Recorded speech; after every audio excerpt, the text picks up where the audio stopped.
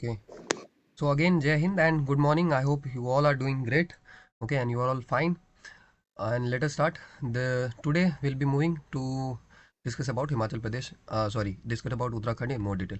तो स्टार्ट करते हैं। देखो उत्तराखंड के बारे में ऑलरेडी जो है पहले 1-2 मिनट में मैं आपको बता देता हूँ। अब तक आपने देखा वाला एपिसोड मतलब हम क्या क्या अभी तक पढ़ चुके हैं। उत्तराखंड वही राज्य हमारा सुंदर सा जो नेसल्ड है हमारा हिमालयाज में, जिसका की कैपिटल है देहरादून। फॉर्म हुआ था 9 नवंबर 2000 को। डिस्ट्रिक्ट है यहाँ पर 13, लैंग्वेज बोला जाता है हिंदी। इसको हम कहते हैं देवभूमि या फिर land of God. Physical characteristics का अगर बात करें तो most of the northern part of the state is covered by high Himalayan peaks and glacier. Start करते हैं फिर से।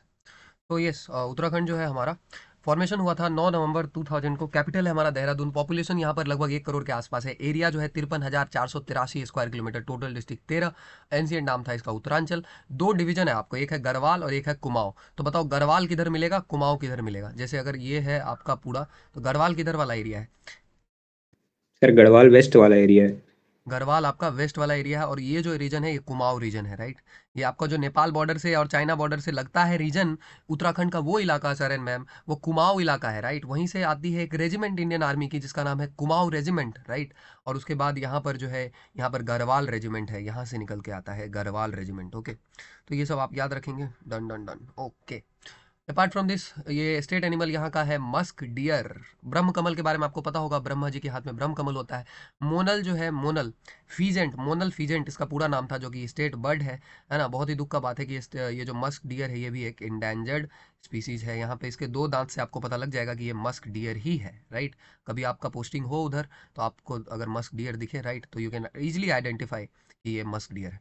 स्टेट ट्री, स्टेट ट्री को बुरांस बोलते हैं, ये आपका स्टेट ट्री है, कुछ इस तरह का आपको दिखेगा, राइट। इसके अलावा अगर हम स्टेट फॉक आर्ट का बात करें तो बहुत सारा फॉक आर्ट होता है, यानी कि जो कल्चरल ट्राइब्स होता है वहाँ पर, या तो कल जो एंशियंट कम्युनिटीज होता है किसी भी रीजन का, किसी भी स्टेट का, उनका जो आर्ट फॉर्म होता है वो उत्तराखंड में वो है आईपन।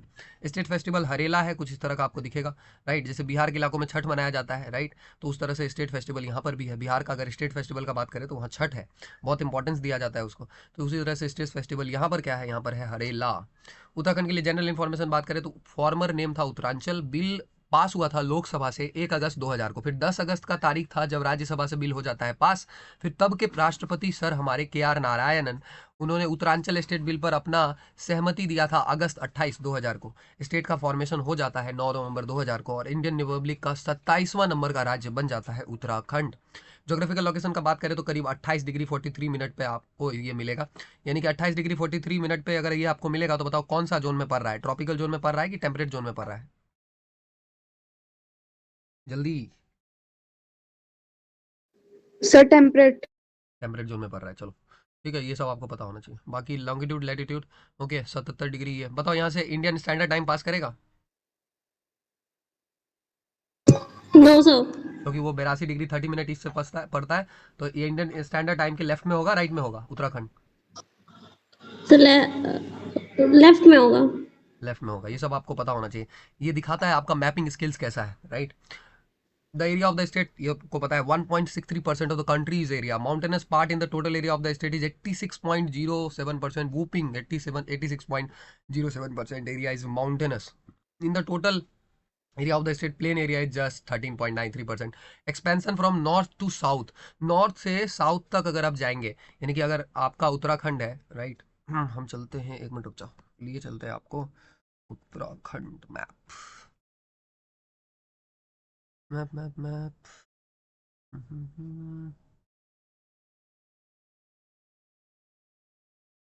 तो ये आपका पूरा उत्तराखंड का मैप हो गया, राइट। यहाँ पे आपको सारा डिस्ट्रिक्ट वगैरह दिख रहा है और गढ़वाल और कुमाऊं रीजन दोनों दिख रहा है। तो यहाँ पे नॉर्थ साउथ एक्सटेंड, मतलब ये नॉर्थ वाला पॉइंट और ये साउथ वाला पॉइंट, तो नॉर्थ साउथ एक्सटेंड जो है हमारा उत्तराखंड वाले रीजन का वो है 320 किलोमीटर।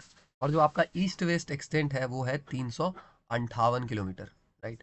ये तो ये 320 है, ये 358 है, मतलब इधर ज़्यादा है, राइट, ईस्ट वेस्ट ज़्यादा है। ओके।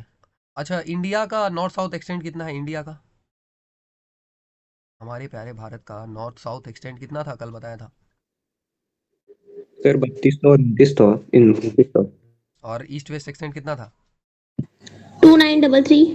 2933। और नॉर्थ साउथ कितना बोला भाई? 3214। 3214, 3214 और 2933, ठीक है। तो हमारा नॉर्थ साउथ ज़्यादा था, ठीक है, नॉर्थ साउथ एक्सचेंज ज़्यादा था, लेकिन यहाँ पे अलग है, यहाँ पे नॉर्थ साउथ कम है और ईस्ट वेस्ट ज़्यादा है, राइट। यहाँ याद रखेंगे। स्टेट बॉर्डरिंग द स्टेट, जो इस स्टेट को बॉर्डर करता है स्टेट, वो आपका जो है 2 ही स्टेट बॉर्डर करता है। यहाँ पर उत्तराखंड का मैप में अगर आप देखेंगे तो ये उत्तराखंड हो गया आपका, और उत्तराखंड को बॉर्डर करता है आपका हिमाचल प्रदेश, राइट। ये पूरा एरिया आपका हिमाचल प्रदेश का हो जाता है, फिर ये पूरा एरिया आपका उत्तर प्रदेश का हो जाता है। यहाँ ब्लॉक हो जाता है, इसलिए हरियाणा से टच नहीं हो पाता है। ये साइड में अगर आप देखेंगे तो ऊपर आपको मिलेगा हिमाचल प्रदेश, और ये जो नीचे ये पूरा व्हाइट वाला एरिया पोर्शन दिख रहा है, ये पूरा पोर्शन जो है टच करता है देहरादून वाले एरिया को। ये उत्तर प्रदेश का इलाका है, तो हरियाणा यहाँ पे ब्लॉक हो गया, तो हरियाणा से टच नहीं हो पाता है, right. So this is all about. So 2 states border करता है, Himachal Pradesh in the west, Uttar Pradesh in the south west and south east. Countries जो बॉर्डर करता है वो है 2, Nepal in the east and Tibet और China in the north. Okay, तो अगर आप देखेंगे तो नेपाल बॉर्डर करता है इसको ईस्ट में, ईस्ट की तरफ, और चाइना जो बॉर्डर करता है वो आपका नॉर्थ की तरफ यहाँ पे बॉर्डर करता है चाइना। और इस रीजन को हम तिब्बत बार बार इसलिए बोलते हैं कि चाइना इसको जरूर चाइना कह ले, लेकिन इतिहास गवाह है कि ये वाला जो रीजन था वो तिब्बत का रीजन था, चाइना ने उसको जबरदस्ती कब्जाया है, राइट। स्टेट एम्बलम जो है 3 mountain peaks under, 3 mountain peak है under Ashoka's lot and below it. तो यही आपका state emblem, 3 mountain peaks under Ashoka's lot and below it, the 4 waves of the Ganges have been inscribed. तो इसमें आपको मैं दिखा देता हूँ इसको आपको, the 3 mountain peaks under Ashoka's lot. तो 3 माउंटेन पीक है, फिर अशोका का वहाँ पे डिस्क्रिप्शन है, और उनके बिलो में 4 waves of the Ganges have been inscribed, सत्यमेव जयते is written below the forehead of Ashoka. ठीक है, तो 1 मिनट इसको देख लो। स्टेट एम्बलम ऑफ उत्तराखंड, तो ये आपका स्टेट एम्बलम है, देख लो। ये अशोका का वो है, 3 शेर जो है वहाँ पे, यहाँ पे 3-4 शेर जो है यहाँ पे। इसमें कितना शेर होता है बताओ? सर 4। हाँ, तो 1 2 3 और एक विजुअल नहीं होता है।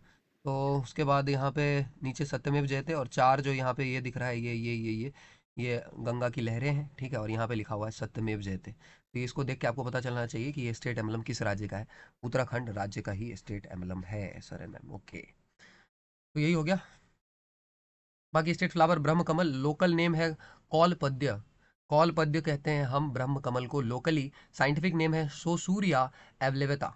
ओके, तो साइंटिफिक नेम है सोसूरिया एवलेवेता, तो इसको भी याद रखेंगे। स्टेट ट्री जो है बुरांस है, जिसको रोडोडेंड्रॉन कहते हैं, बुरांस को हम कहते हैं rhododendron. State animal musk deer, जिसका साइंटिफिक नेम है मस्कस चीसो गैंगस्टर। ओके, मस्कस चीसो गैंगस्टर, ये सब याद करना। स्टेट बर्ड है आपका मोनल, मोनल फिजेंट, जिसका साइंटिफिक नेम है लोपोपोरस इम्पैजिनस। ओके, कम से कम ये याद रहे आपको, मोनल है ना, ये याद हो जाता है तो बहुत अच्छा बात है। ओके, स्टेट स्पोर्ट जो है आपका फुटबॉल है, राइट। और फुटबॉल से याद आया कि अभी इंडियन टीम के किस खिलाड़ी ने, जो कि वर्ल्ड का 4th लार्जेस्ट गोल स्कोरर है, रिटायरमेंट अनाउंस किया है, बताओ? सुनील छेत्री। सुनील छेत्री। सुनील छेत्री सर है। ओके, ऑफिशियल सॉन्ग है उत्तराखंड देवभूमि मातृभूमि सत सत वंदन। यही है ऑफिशियल सॉन्ग, उत्तराखंड देवभूमि मातृभूमि सत सत वंदन, written by Hemant Bisht. State butterfly है आपका कॉमन पीकॉक, जिसको हम बोलते हैं पेपिलियो बियानोर। अनाउंस हुआ था 2016 में कि अब से स्टेट बटरफ्लाई होगा common peacock.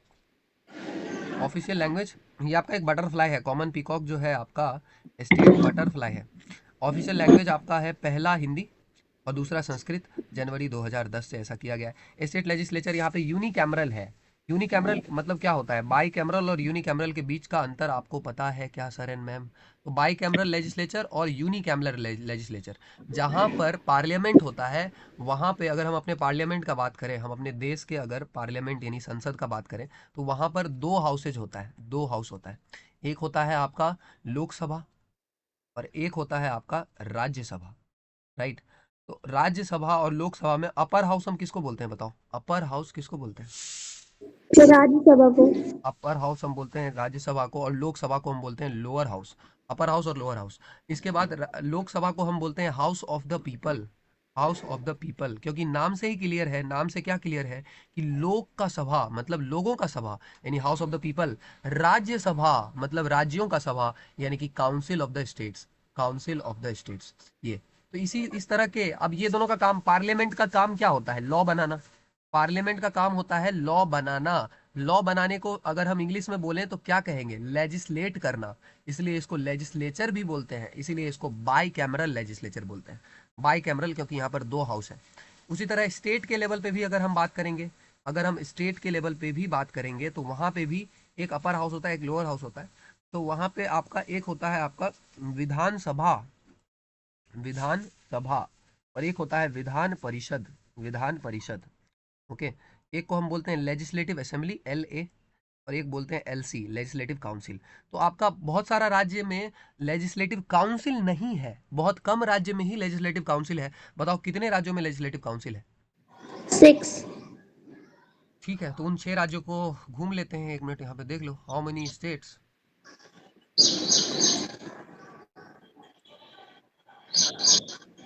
have legislative council at present? Only 6 states of our country have a legislative council. They are Andhra Pradesh, Telangana, Karnataka, Maharashtra, Bihar and Uttar Pradesh. तो हम ये याद रखेंगे। अब जब मैं आंध्र प्रदेश बोलता हूँ, तेलंगाना, कर्नाटका, आपको ये पता होना चाहिए आंध्र प्रदेश, तेलंगाना, कर्नाटका आपको डाउन साउथ मिलेगा, महाराष्ट्र भी डाउन साउथ मिलेगा, बिहार आपको पता है कहाँ मिलेगा, यूपी भी आपको मैप पे पता होना चाहिए कि कहाँ कहाँ मिलेगा, right?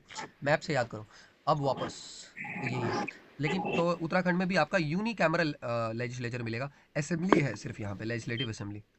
Number of Vidhan Sabha members, यहाँ पे विधानसभा के कितने सदस्य आते हैं? आपका 71 टोटल आपका सदस्य है यहाँ पे। 70 इलेक्टेड है, एक नॉमिनेटेड है आपका, ठीक है? इलेक्टेड और नॉमिनेटेड।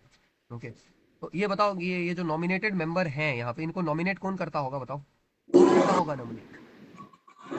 गवर्नर और प्रेसिडेंट। स्टेट में गवर्नर करता है कि प्रेसिडेंट करेंगे? बताओ स्टेट के लिए कौन? गवर्नर करें। Okay, number of members of the scheduled caste in the legislative assembly. तो शेड्यूल्ड कास्ट का कितने लोग हैं शेड्यूल्ड कास्ट के? तो 13 लोग हैं। नंबर ऑफ शेड्यूल्ड ट्राइब्स के कितने लोग हैं? 2 लोग हैं। Number of members in the Lok Sabha, Lok Sabha से कितने MP चुन के आते हैं उत्तराखंड से? 5। सीट्स कितना है राज्यसभा के लिए? राज्यसभा के लिए 3 सीट है यहाँ पर। Okay, scheduled caste reserved Lok Sabha constituency 1। Okay, ये आपसे उतना इतना डिटेल में नहीं पूछेगा, राइट? एनडीए में इतना डिटेल में बिल्कुल भी नहीं पूछेगा, आई नो दैट, राइट? लेकिन जब आप एक बार पढ़ रहे हैं तो पूरा पढ़ लीजिए, राइट? कभी आपको आगे चल के भविष्य में, राइट, कोई भी एग्जाम में आपको दिक्कत नहीं होगा, right, if you study like this. Number of district जो है आपका कितना हो जाएगा? नंबर ऑफ डिस्ट्रिक्ट्स आपका 13। Number of divisions 2, Garhwal Kumaon आपको पता ही है, कुमाऊं आपका चाइना के साइड और गढ़वाल आपका इधर वाला साइड। ओके, बाकी तहसील, तहसील क्या होता है? तहसील क्या होता है? एनीवन? कोर्ट, डिस्ट्रिक्ट का कोर्ट जो क्या होता है? जहाँ पे सारा हमारा पेपर वर्क होता है, जमीन वगैरह का, वो हाँ, उसको ब्लॉक बोलते हैं, ब्लॉक। ठीक है, हाँ। ब्लॉक बोलते हैं लोकली। तो तहसील वो होता है, वहाँ पे BDO सर बैठते हैं, BDO, block development officer.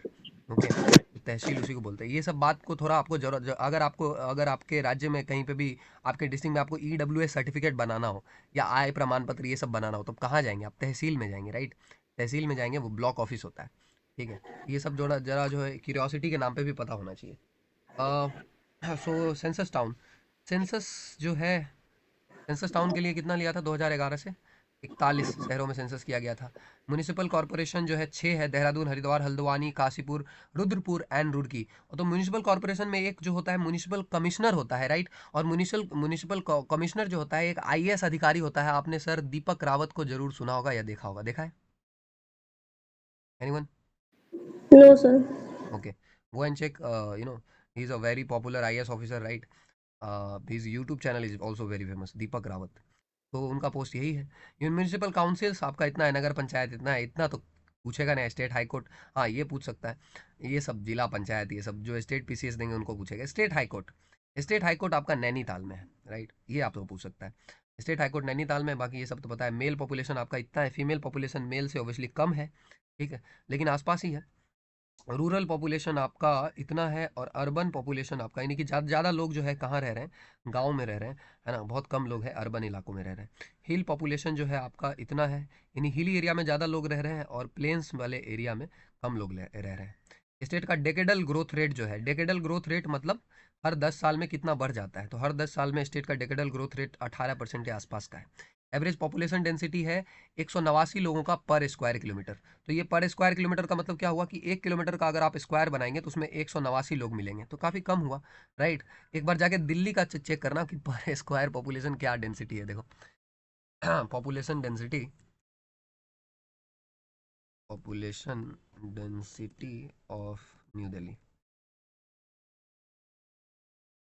Delhi covers a large area totaling around this city has a population density of क्या है यहाँ पे 29,259 people per square mile. Are you seeing it? This is it. So this gives you some idea about how crowded Delhi is. And 1 mile है ना दिल्ली। इसको इसमें भी देखो पॉपुलेशन डेंसिटी अगर पर स्क्वायर किलोमीटर भी चेक करें, 1 माइल में तो ऐसे वो होता है ना 1.6 किलोमीटर होता है पर स्क्वायर किलोमीटर। 1.6 को 2 भी मान लें तो यानी कि 15-16 हज़ार के आसपास। यस।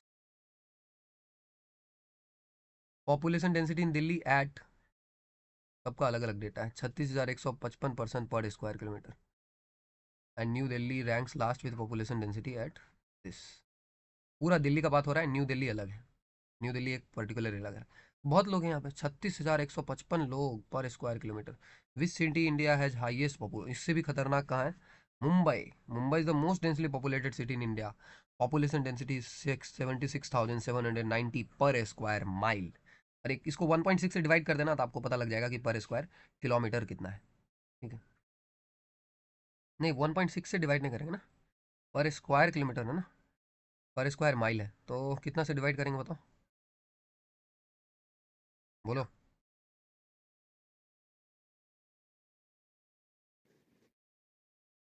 2.5। ये सब नॉर्मल आपको पता होना चाहिए, यू शुड बी अवेयर कि क्या पूछ रहा हूँ आपसे। स्क्वायर माइल, स्क्वायर माइल है आपको तो, यानी कि नीचे पर स्क्वायर माइल, तो स्क्वायर माइल 2 बार, माइल 2 बार तो 1.6 1.6। 1.6 का स्क्वायर कितना होता है? 16 का स्क्वायर कितना होता है? 256। 256 का 100 से डिवाइड करेंगे 2.56, 2.56 से डिवाइड करेंगे। 2.56 से यानी कि लगभग 3 से डिवाइड कर रहे हैं, तो 3 से डिवाइड करेंगे तो कितना बार में जाएगा? तो इसको डिवाइड करके देखो, 3 2 जा 6 और यहाँ 1 और 5, 25 या 75 होता है, लगभग 25,000 के आसपास पर स्क्वायर किलोमीटर में लोग होंगे। ठीक है, आई hope you get my point. Average sex ratio is 963 per thousand. Child sex ratio 890 per thousand in the state. State average literacy is 78.82%. Average literacy is 70, एक मिनट रुक जाओ, रिकॉर्डिंग ऑन है ना? हाँ, एवरेज लिटरेसी अच्छा है, 78.82% है। Mail literacy आपका इतना है, फीमेल लिटरेसी कम है। ओके। हाईएस्ट डेंसिटी डिस्ट्रिक्ट आपका हरिद्वार है, 801 का पॉपुलेशन डेंसिटी मिलेगा आपको। District with lowest population density Uttarkashi, सबसे कम कहाँ है? उत्तरकाशी। यानी कि अब आपको पता है कि अगर आपको जाना है कहीं घूमने, शांति चाहिए आपको, तो आपको किस डिस्ट्रिक्ट जाना चाहिए? आपको उत्तरकाशी जाना चाहिए। मैप कहाँ है इसमें? उत्तरकाशी कहाँ है? ये रहा उत्तरकाशी। ठीक है, तो उत्तरकाशी अगर आपको जाना है तो उत्तरकाशी जाइए। ओके, ये जेन्यून भी बात है, लोग वहां तक क्यों नहीं जा रहे हैं? क्योंकि देखो, उत्तर प्रदेश से अगर लोग इंटर करेंगे, एक बात बताओ कि तुम्हारा उत्तराखंड में पहुंचने का रास्ता ही कितना है? या तो आप नेपाल के थ्रू जाएंगे, नेपाल के थ्रू तो कोई जाएगा नहीं, किधर से जाएगा? उत्तर प्रदेश से। उत्तर प्रदेश से जाते जाते जाते जाते जाते जाते कहाँ तक जाके थक जाएगा आदमी? देहरादून, टेहरी गढ़वाल, रुद्रप्रयाग। तो इसलिए उत्तरकाशी में पॉपुलेशन डेंसिटी कम हो जाएगा। Is it logical?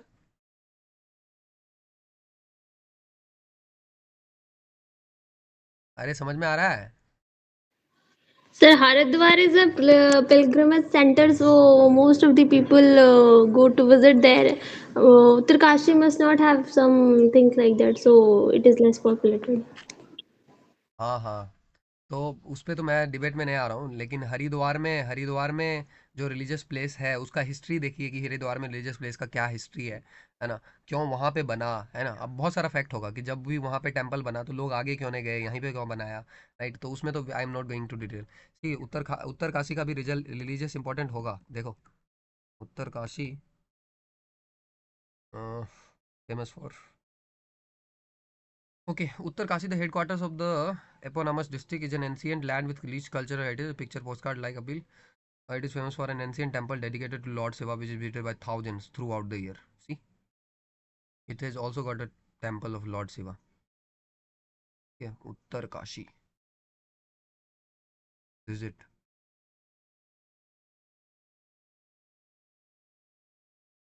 एक तो काशी विश्वनाथ टेम्पल तो यहाँ है, लेकिन उत्तरकाशी में, Uttarkashi is a town. Kashi of the north, Uttarkashi meaning Kashi of the north is a town located in Uttarkashi in Uttarakhand. ये सब तो है। Uttarkashi town is also called Shiv Nagari. Okay, there are number of temples and ashram known for its religious people weather. ठीक, यहीं पर आपको मिलेगा। Uttarkashi is home and also to the Nehru institute of mountaineering, भी आपको यहीं पर मिलेगा।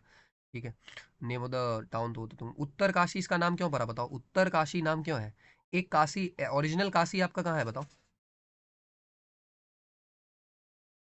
So, तो यूपी में। हाँ, तो उसको तो उत्तरकाशी यानी कि नॉर्थ में, नॉर्थ का जो काशी है इसलिए उत्तर, नॉर्थ को हिंदी में उत्तर बोलते हैं ना। Yes, sir. हाँ, तो उत्तरकाशी तो वही है, similar to Varanasi, town of Uttarkashi situated on the Ganges, तो मतलब सेम टू सेम वाराणसी के जैसा बनाया है। Town of Uttarkashi situated on the Ganges lies next to a hill named Varunavat on confluence of two river Varuna and Asi. ठीक है, the has a ghat call Manikarnika ghat and has a temple dedicated to Shiva similar to Kashi Vishwanath temple in Varanasi in the centre of town. मतलब बिल्कुल similar है ना, इनको copy paste हुआ है, जो वाराणसी है उसका कॉपी पेस्ट हुआ है, जैसे वहां पे मणिकर्णिका घाट है यहाँ पे भी वही सब किया गया है। ठीक है, तो उत्तरकाशी। ओके चलो, एनीवे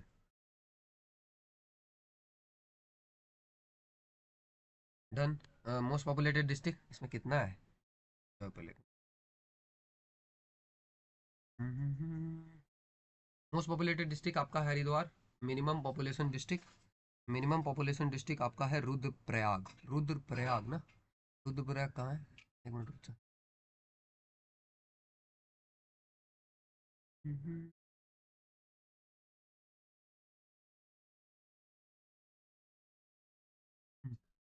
मैं मैप पे रुद्रप्रयाग दोनों, रुद्रप्रयाग यहाँ रहा, ये है रुद्रप्रयाग। रुद्रप्रयाग में बहुत कम पॉपुलेशन है, इसका भी रीजन के लिए हो सकता है, या तो इसका टेरेन उस तरह का होगा, क्लाइमेट उस तरह का होगा, लैंड वगैरह जोग्राफिकल फैक्टर हो सकता है यहाँ पे। ठीक है, फिर वही बात की दूरी का तो चलो आजकल कवर हो जाता है, लेकिन मेन जोग्राफिकल रीजन हो सकता है।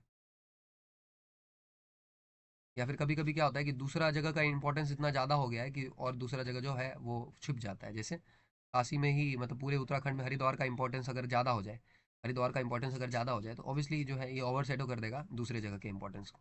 ओके, कभी कभी ज्योग्राफी भी फैक्टर प्ले करता है। लार्जेस्ट डिस्ट्रिक्ट एरिया के टर्म्स में आपका चमोली है। एरिया एरिया वाइज चमोली ही है, देखो एरिया वाइज सबसे लार्जेस्ट कौन है, कहाँ गया चमोली, ये देखो चमोली आपका सबसे बड़ा है साइज में, एरिया वाइज। ऐसे तो उत्तरकाशी लग रहा होगा आपको, लेकिन चमोली ही बड़ा है, राइट? कौन बड़ा लग रहा है बताओ, उत्तरकाशी चमोली?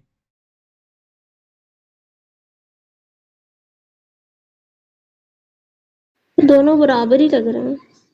हाँ, चलो कोई बात नहीं, अपने को क्या है, दूसरे मैप में चमोली बड़ा है के हिसाब से। ये कहीं कहीं पे पचक गया है, देखो यहाँ पे पचक गया है ना, ये यहाँ पे पतला हो गया है, लेकिन इसका देखो ये ओवरऑल जो है इसका सेम है साइज। ये तो यहाँ पे डाइटिंग हो रहा है इसका, तो खत्म हो गया ना, ये बड़ा है। तो सर्च कर लेना एरिया पे, आगे देखो। Smallest district in terms of area, Champawat, Champawat भी आपको यहीं पे मिल जाएगा। चंपावत कहाँ है, चंपावत यहाँ है। ठीक है, स्मॉलेस्ट डिस्ट्रिक्ट। उसके बाद आपका जो है highest sex ratio Almora, district with lowest sex ratio Haridwar, highest literacy district Dehradun, district with minimum literacy Udham Singh Nagar. Udham Singh नागर आपको कहाँ मिलेगा, उधम सिंह नागर सबसे इधर उत्तर प्रदेश से इधर जाएंगे तो उधम सिंह नागर मिलेगा, राइट? तो ये सब देखो, और तुमको और ज़्यादा टाइम मिले, फुर्सत मिले, तो तुम इसको नॉर्मली पूछ सकते हो जेमिनी आई से, Y Udham Singh Nagar district in Uttarakhand as lowest literacy, what are the reasons. इससे क्या होगा कि तुम्हारा माइंड का थोड़ा प्रोग्रेस होगा, फिर तुमको ये समझ में आएगा कि अच्छा लिटरेसी किसके लिए कम होता है, फिर वो सब तुम्हारे पीपीडीटी टीएटी ये सब स्टोरीज में दिखेगा, राइट? इसको थोड़ा नॉर्मल रिसर्च किया करना, डिस्ट्रिक्ट विद मिनिमम लिटरेसी, तो उधम सिंह नागर है तो क्यों है, what can be the reasons. Okay, अब इस पॉइंट ऑफ टाइम पे तो I can not tell you exactly what could have been the reason in Udham Singh Nagar. Society can be a reason, right, है ना? बाकी less urban development that can be also reason, less schools that can also be a reason. बाकी वहाँ पे ritual culture taboo वगैरह जो भी practices होगा उसके लिए, या फिर ये टेरेन अगर बहुत ख़राब होगा तो यहाँ पे स्कूल बनाना पॉसिबल नहीं होगा। जोग्राफिकल रीजन भी हो सकता है, फिर पॉलिटिकल रीजन हो सकता है, इकोनॉमिकल रीजन हो सकता है, फंडिंग वगैरह, लोग करप्शन बहुत है। First governor of the state Surjit Singh Barnala पहले गवर्नर थे। First interim chief minister of the state Nityanand Swami. First elected chief minister of the state Narayan Dutt Tiwari.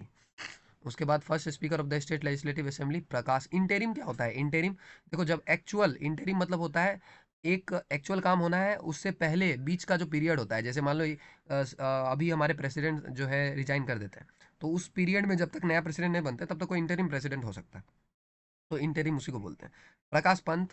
First speaker of the state legislative assembly Yashpal Arya. State first advocate general, advocate general जो post है आपका, वो एक law officer होता है आपका state के लिए। स्टेट, देखो अगर तुम किसी आदमी के खिलाफ केस करोगे तो तुम्हारा केस कौन लड़ेगा? आदमी के खिलाफ अगर केस करोगे तो तुम्हारा इस केस कोई लॉयर लड़ेगा। लेकिन अगर स्टेट के खिलाफ ही केस कर दें, राइट, एक वो फिल्म देखा होगा आपने, state versus jolly LLB, state versus jolly LLB. तो उसमें क्या है, स्टेट वर्सेज जो भी केस होता है ना, जैसे आपने इस केस का नाम सुना होगा, Kesavananda Bharati versus union of India. तो इसमें क्या है, जो भी लॉ में केस वगैरह होता है, एक तरफ केशवानंदा भारती, तो उन्होंने केस किया, किस पे किया? Union of India. तो वो केस यूनियन ऑफ इंडिया के बदले में कौन लड़ा होगा, ये बताओ? यूनियन ऑफ इंडिया के बदले में कौन लड़ा होगा वो केस? Attorney general. हाँ, attorney general, right. Attorney general को ये जिम्मेदारी दिया है कि इंडिया के, इंडिया को एक क्लाइंट बना के, है ना, आप किसी को भी क्लाइंट बना सकते हो, किसी भी कंपनी को, लॉ में ऐसा अलाउड होता है। सुप्रीम कोर्ट में केस करने के लिए आप किसी भी कंपनी को लीगल एंटिटी मान सकते हो, ओके, किसी भी देश को भी मान सकते हो। तो उसके खिलाफ केस तो ये है। स्टेट में वो काम एडवोकेट जनरल है। मेहरबान सिंह नेगी हम याद रखेंगे, first chief justice of state high court. First chief justice of state high court Ashok Avendra Desai. तो स्टेट हाई कोर्ट के पहले चीफ जस्टिस थे अशोक अवेंद्र देसाई। पहले chairman state human right commission के विजेंद्र जैन थे। First chairman of state public service commission, है ना, एक आपका यूपीएससी होता है, एक आपका स्टेट पब्लिक सर्विस कमीशन होता है। जब हम पॉलिटी पढ़ रहे होंगे तब आपको बताऊंगा कि कैसे इसके मेंबर इलेक्टेड होते हैं, कौन उनको इलेक्ट करता है ना, कितना इनको कॉन्स्टिट्यूशनल इंडिपेंडेंस होता है, क्या ये प्लेजर ऑफ प्रेसिडेंट पे अपॉइंट होते हैं कि नहीं होते हैं, ये सब बात हम आगे बात करेंगे। एनपी नवानी जी थे first chairman state public service commission के। फर्स्ट चीफ इंफॉर्मेशन कमिश्नर, ये सब पॉलिटी का टॉपिक है, doctor R S Gang. First chief secretary of the state Ajay Vikram Singh. First director general of police DGP, IPS rank के ऑफिसर होते हैं Ashok Kant Saran. First president of state women's commission Santosh Chauhan. Okay, और state women commission से याद आया, एनसीआरबी के डेटा के हिसाब से सेफेस्ट शहर कौन सा था हमारा? Kolkata. Kolkata. Longest river in the state, longest river in the state आपका है काली नदी। काली नदी जो है लॉन्गेस्ट रिवर है। River with highest water flow, जो है हाईएस्ट वाटर फ्लो होता है, मतलब amount of water flow, Alaknanda, Alaknanda नदी, right. River valley with largest area, जो रिवर वैली है लार्जेस्ट एरिया, तो ये काली रिवर वैली है, जिसमें इस रिवर वैली में आपका सबसे लार्जेस्ट एरिया है। डिस्ट्रिक्ट विथ मोस्ट लेक्स, सबसे ज़्यादा लेक आपको मिलेगा यहाँ पे। अगर आपको झील वगैरह देखना पसंद है तो उत्तराखंड में आप यहाँ चले जाइए चमोली के साइड, और चमोली के साइड आपका बहुत सारा लेक मिलेगा, ओके, तो ये वहीं पे मिलेगा आपको। इसके अलावा बस खत्म हो गया, अब आगे चलेंगे। The largest glacier of the state जो है आपको गंगोत्री या गोमुख ग्लेशियर मिलेगा, ठीक है। The district with highest forest cover percentage, highest forest cover percentage आपको मिलेगा रुद्रप्रयाग में। लार्जेस्ट ग्लेशियर तो district with maximum forest area Uttarkashi, district with minimum forest area Haridwar. Largest national park Gangotri है आपका। Smallest national park valley of flowers, ये याद रखेंगे। Largest wild life sanctuary है Kedarnath wild life sanctuary, Chamoli plus Rudraprayag में। स्मॉलेस्ट वाइल्ड लाइफ सेंचुरी आपका Mussoorie wild life sanctuary है देहरादून में। मसूरी में आपका आईएएस का ट्रेनिंग इंस्टीट्यूट भी है। Wild life sanctuary with maximum musk deer Askot wild life sanctuary Pithoragarh में आपको मिलेगा। पिथौरागढ़ में बहुत सारा मिलिट्री एक्साइज भी होता है। District with highest net sown land area in the state Udham Singh Nagar. अच्छा, नेट सोन लैंड एरिया अभी कुछ समझ में आया कि वहाँ पे ये लोग कम पढ़े लिखे क्यों हैं? नेट सोन लैंड एरिया यानी कि वहाँ पे जो लोग हैं ज़्यादा प्रायोरिटी दे रहे हैं किस चीज़ को उधम सिंह नागर में? एग्रीकल्चर। यस, ज़्यादा प्रायोरिटी दे रहे हैं, right. I am not saying कि उन लोग को नॉलेज नहीं होगा, right, but they are giving more priority to agriculture, okay. The district with the least net sown land area in the state Champawat, okay.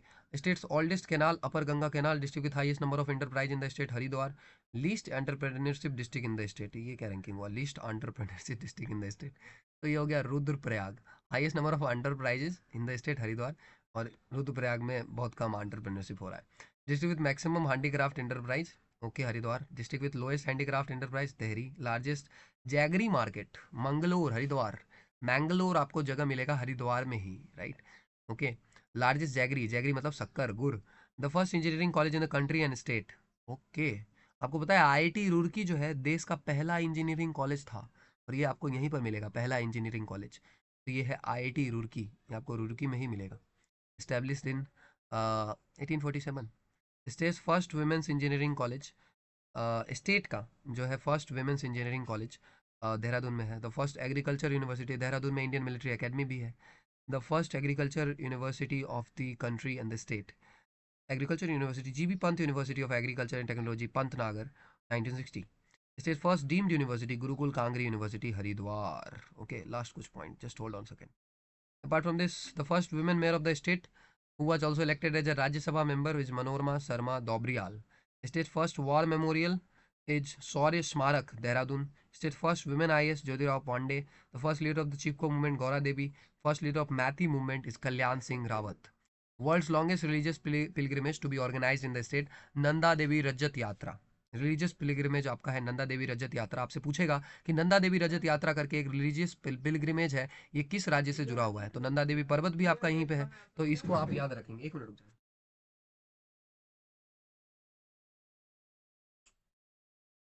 280 kilometre आपका इसमें पैदल चलना पड़ता है, 19 से 20 दिन का समय लगता है। लार्जेस्ट टेम्पल जो है, largest temple group of the state आपका जागेश्वर डिस्ट्रिक्ट है, आपका जागेश्वर लार्जेस्ट टेम्पल ग्रुप है, अल्मोड़ा में आपको मिलेगा। एशिया का हाईएस्ट डैम, ये बहुत इंपॉर्टेंट है, इसको नोट कर लो, बहुत इंपॉर्टेंट है, बहुत बहुत इंपॉर्टेंट है।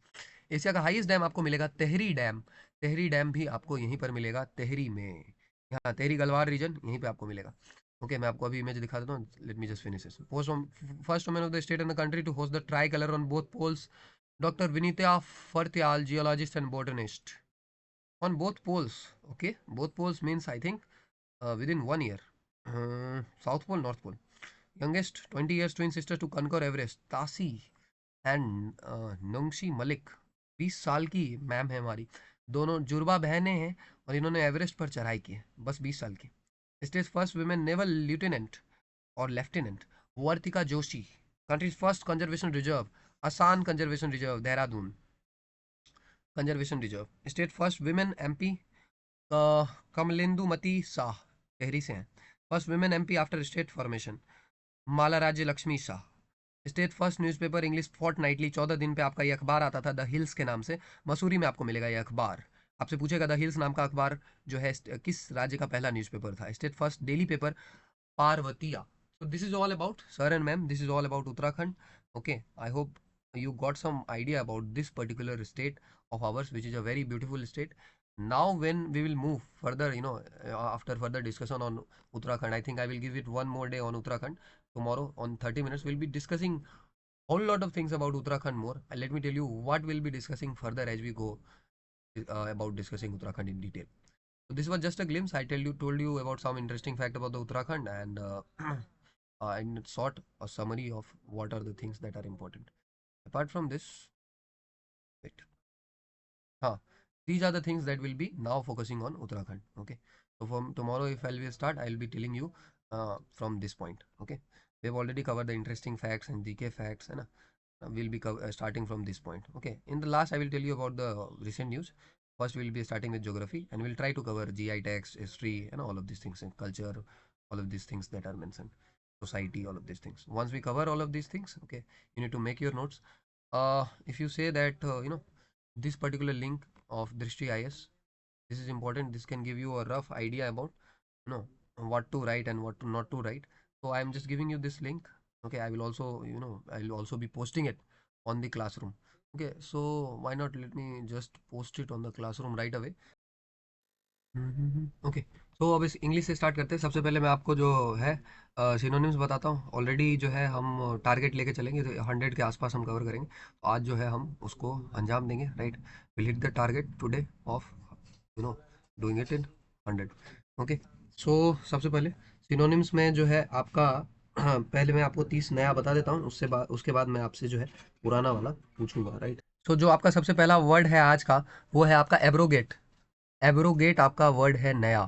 तो सबसे पहला वर्ड एब्रोगेट। तो जैसे आपका आर्टिकल 370, एब्रोगेट से आपको क्या याद आएगा? तो ये हो आर्टिकल, चुका है। हाँ, हो गया abrogate.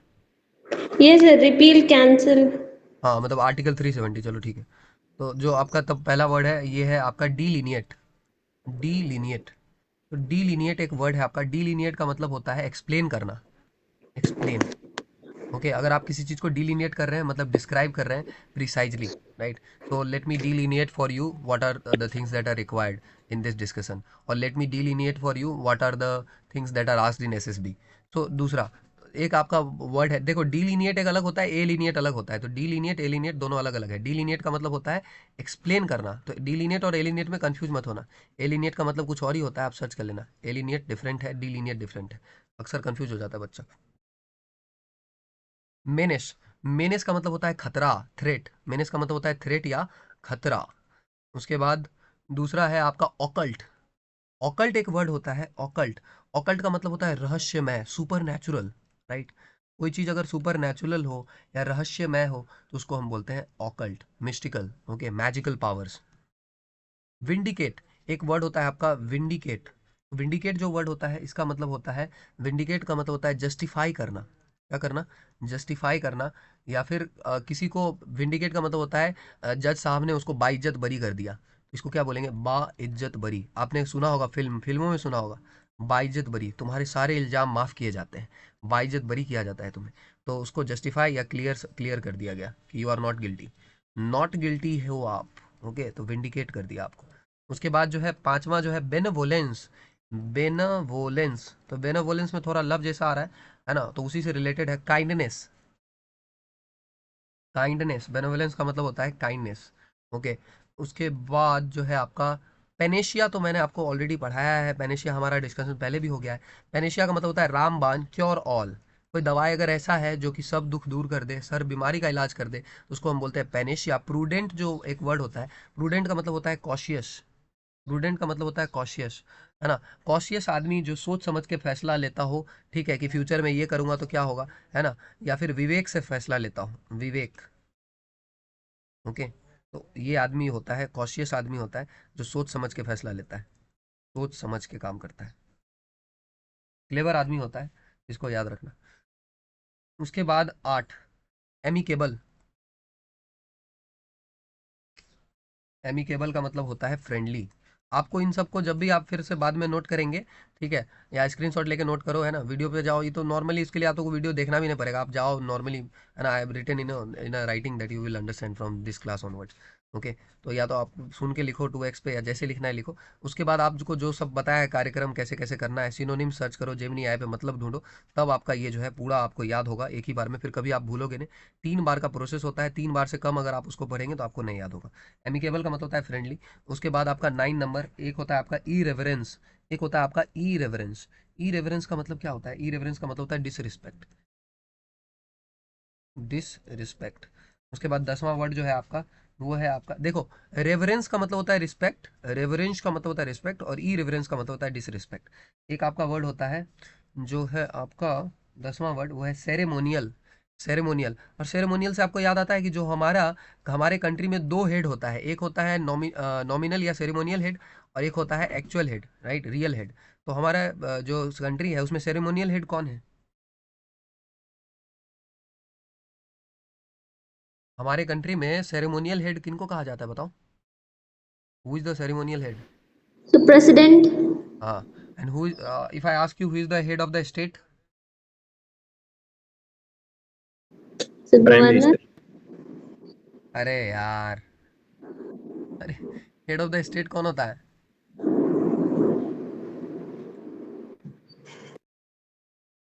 The head of a particular state.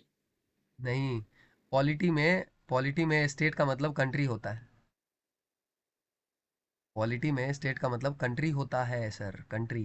Head of the state कौन है, इंडिया का head of the state?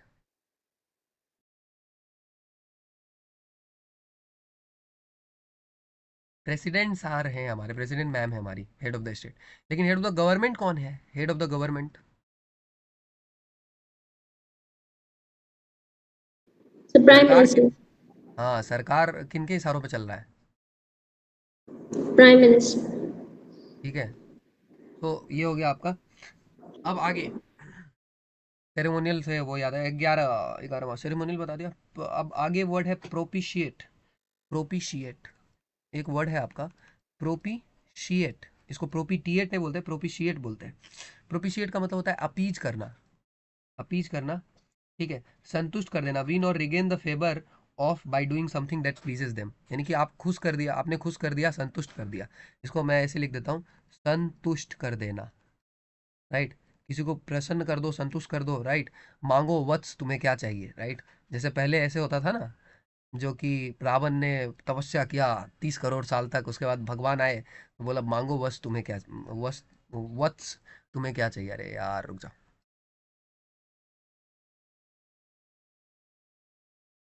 VATS, मांगो वत्स, तुम्हें क्या चाहिए, खत्म। तो वो होता है प्रोपिशिएट। उसके बाद कैपिटुलेट, एक वर्ड होता है आपका कैपिटुलेट। तो कैपिटुलेट जो वर्ड होता है उसका मतलब होता है सरेंडर कर देना। क्या कर देना? सरेंडर कर देना। और सरेंडर से कौन सा साल आपको याद आएगा बताओ? इंडियन आर्मी के हिस्ट्री का कौन सा साल याद आएगा? 1971। 1971, जब सबसे बड़ा कैपिटुलेशन हुआ था, राइट। पाकिस्तानी आर्मी के कितने सोल्जर्स ने एक बार में सरेंडर कर दिया था पता है? How many soldiers? ये सब ना आपको पता होना चाहिए, राइट। हाँ बोलो। 93,000। हाँ हाँ, 93,000। लेकिन एक बात बताता हूँ, ये सब आपको पता होना चाहिए। Let me tell you in your favour, because there you will say कि सर मेरा बचपन से सपना था कि मैं आर्मी ज्वाइन करना चाहती हूँ, राइट। या फिर मेरे को पूरा आर्मी का पैसन है। Then he will ask you about 1971 war. Then they will ask you how many soldier surrender. सब पैसन आपका दिख जाएगा अगले रिस्पॉन्स में। Okay, if you are going for something, make sure you research about it everything. The 13 जो है आपका estranged. एक है आपका एस्ट्रेंज्ड, एक वर्ड होता है। एस्ट्रेंज्ड वर्ड का मतलब आपका होता है, एस्ट्रेंज्ड वर्ड का मतलब होता है पराया। ठीक है, एस्ट्रेंज का मतलब होता है स्ट्रेंजर। स्ट्रेंज मतलब पराया, यानी कि सेपरेटेड। तो someone to be no longer on friendly terms with someone. Separated हो गए दो लोग तो एस्ट्रेंज्ड हो गए। उसके बाद एरन अशली, तो ये तो वर्ड किसी को भी पता होगा। एरन अशली जो वर्ड है, एरन अशली का मतलब क्या होगा? गलती से, गलती से हो गया, गलती। ओके। उसके बाद रेस्टिव। अब ये वर्ड बहुत खतरनाक है, बताओ रेस्टिव का क्या मतलब होगा? बताओ क्या लगता है? अरे रेस्टिव तो यार रेस्ट होना चाहिए, राइट। लेकिन रेस्टिव का मतलब होता है, रेस्टिव का मतलब ऐसा आदमी होता है जो रेस्टलेस हो। रेस्टलेस, रेस्टलेस मतलब अनेबल टू रिमेन स्टिल, छटपटा रहा हो। साइलेंट और submissive specially because of boredom और डिससेटिस्फैक्शन। बोर हो रहा है आदमी, बोर्डम, तो रेस्टलेस हो गया राइट। है ना? जैसे रेस्टलेस कैसे हो जाएंगे, है ना? अभी आपको एसएसबी में जब आप जाएंगे तो आपका सेंटर पे आपका फ़ोन जमा हो जाएगा, right.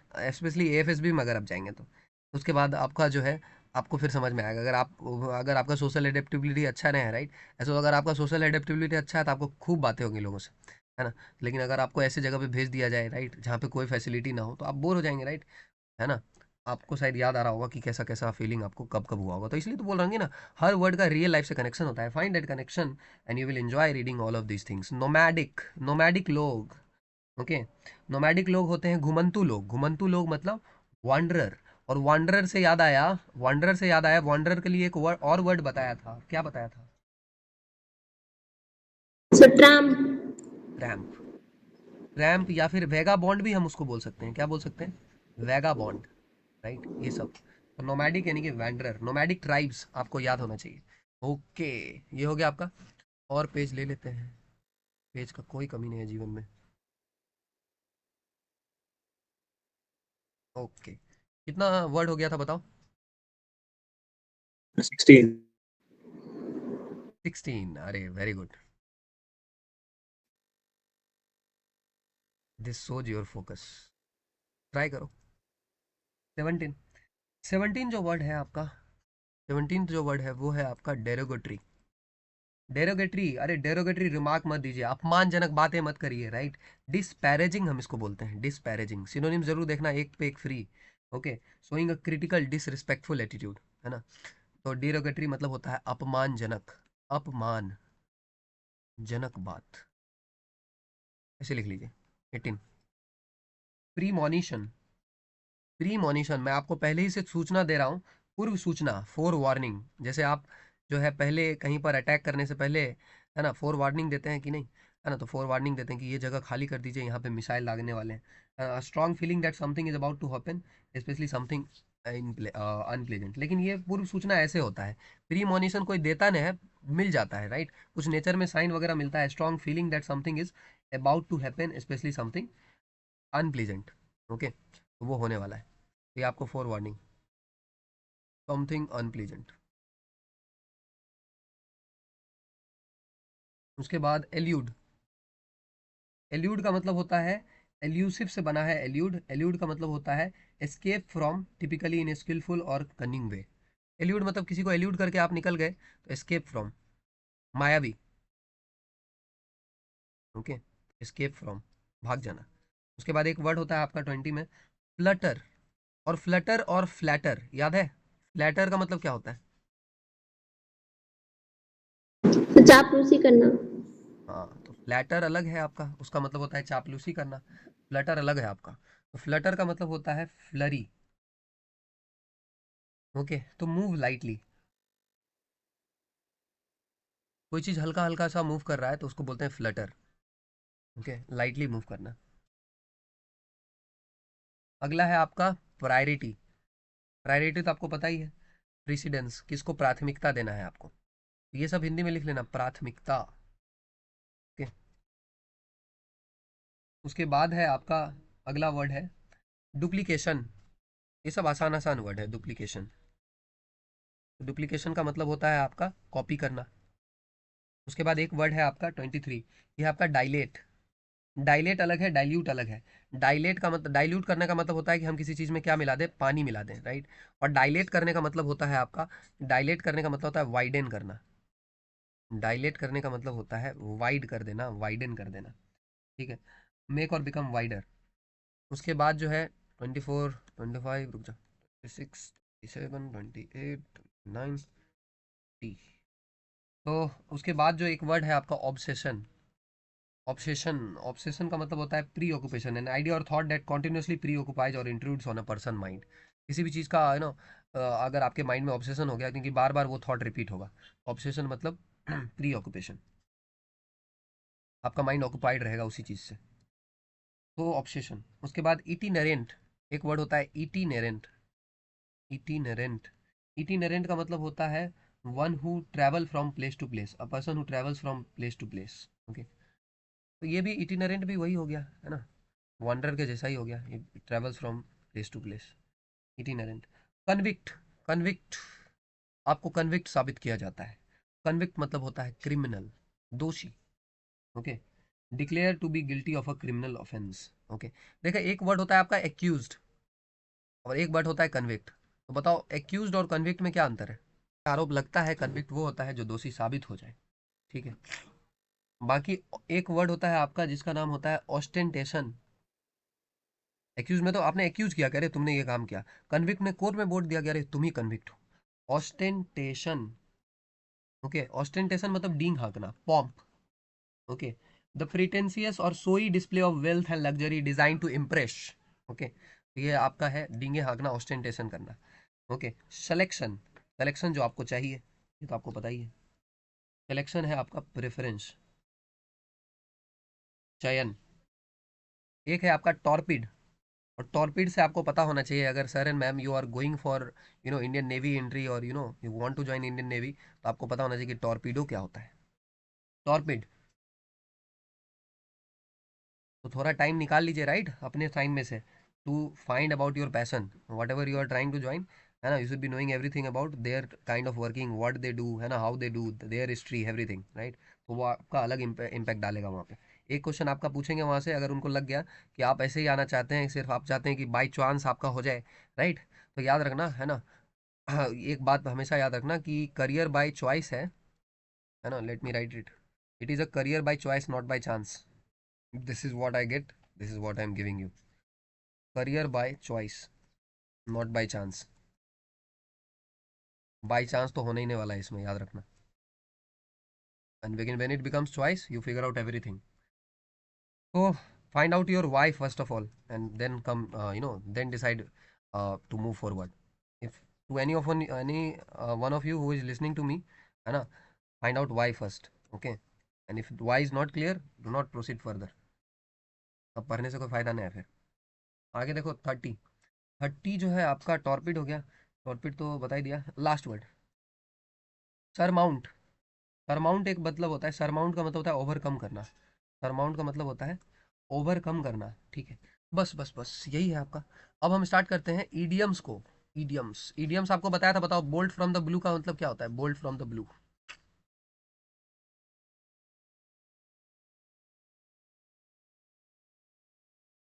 Bolt from the blue,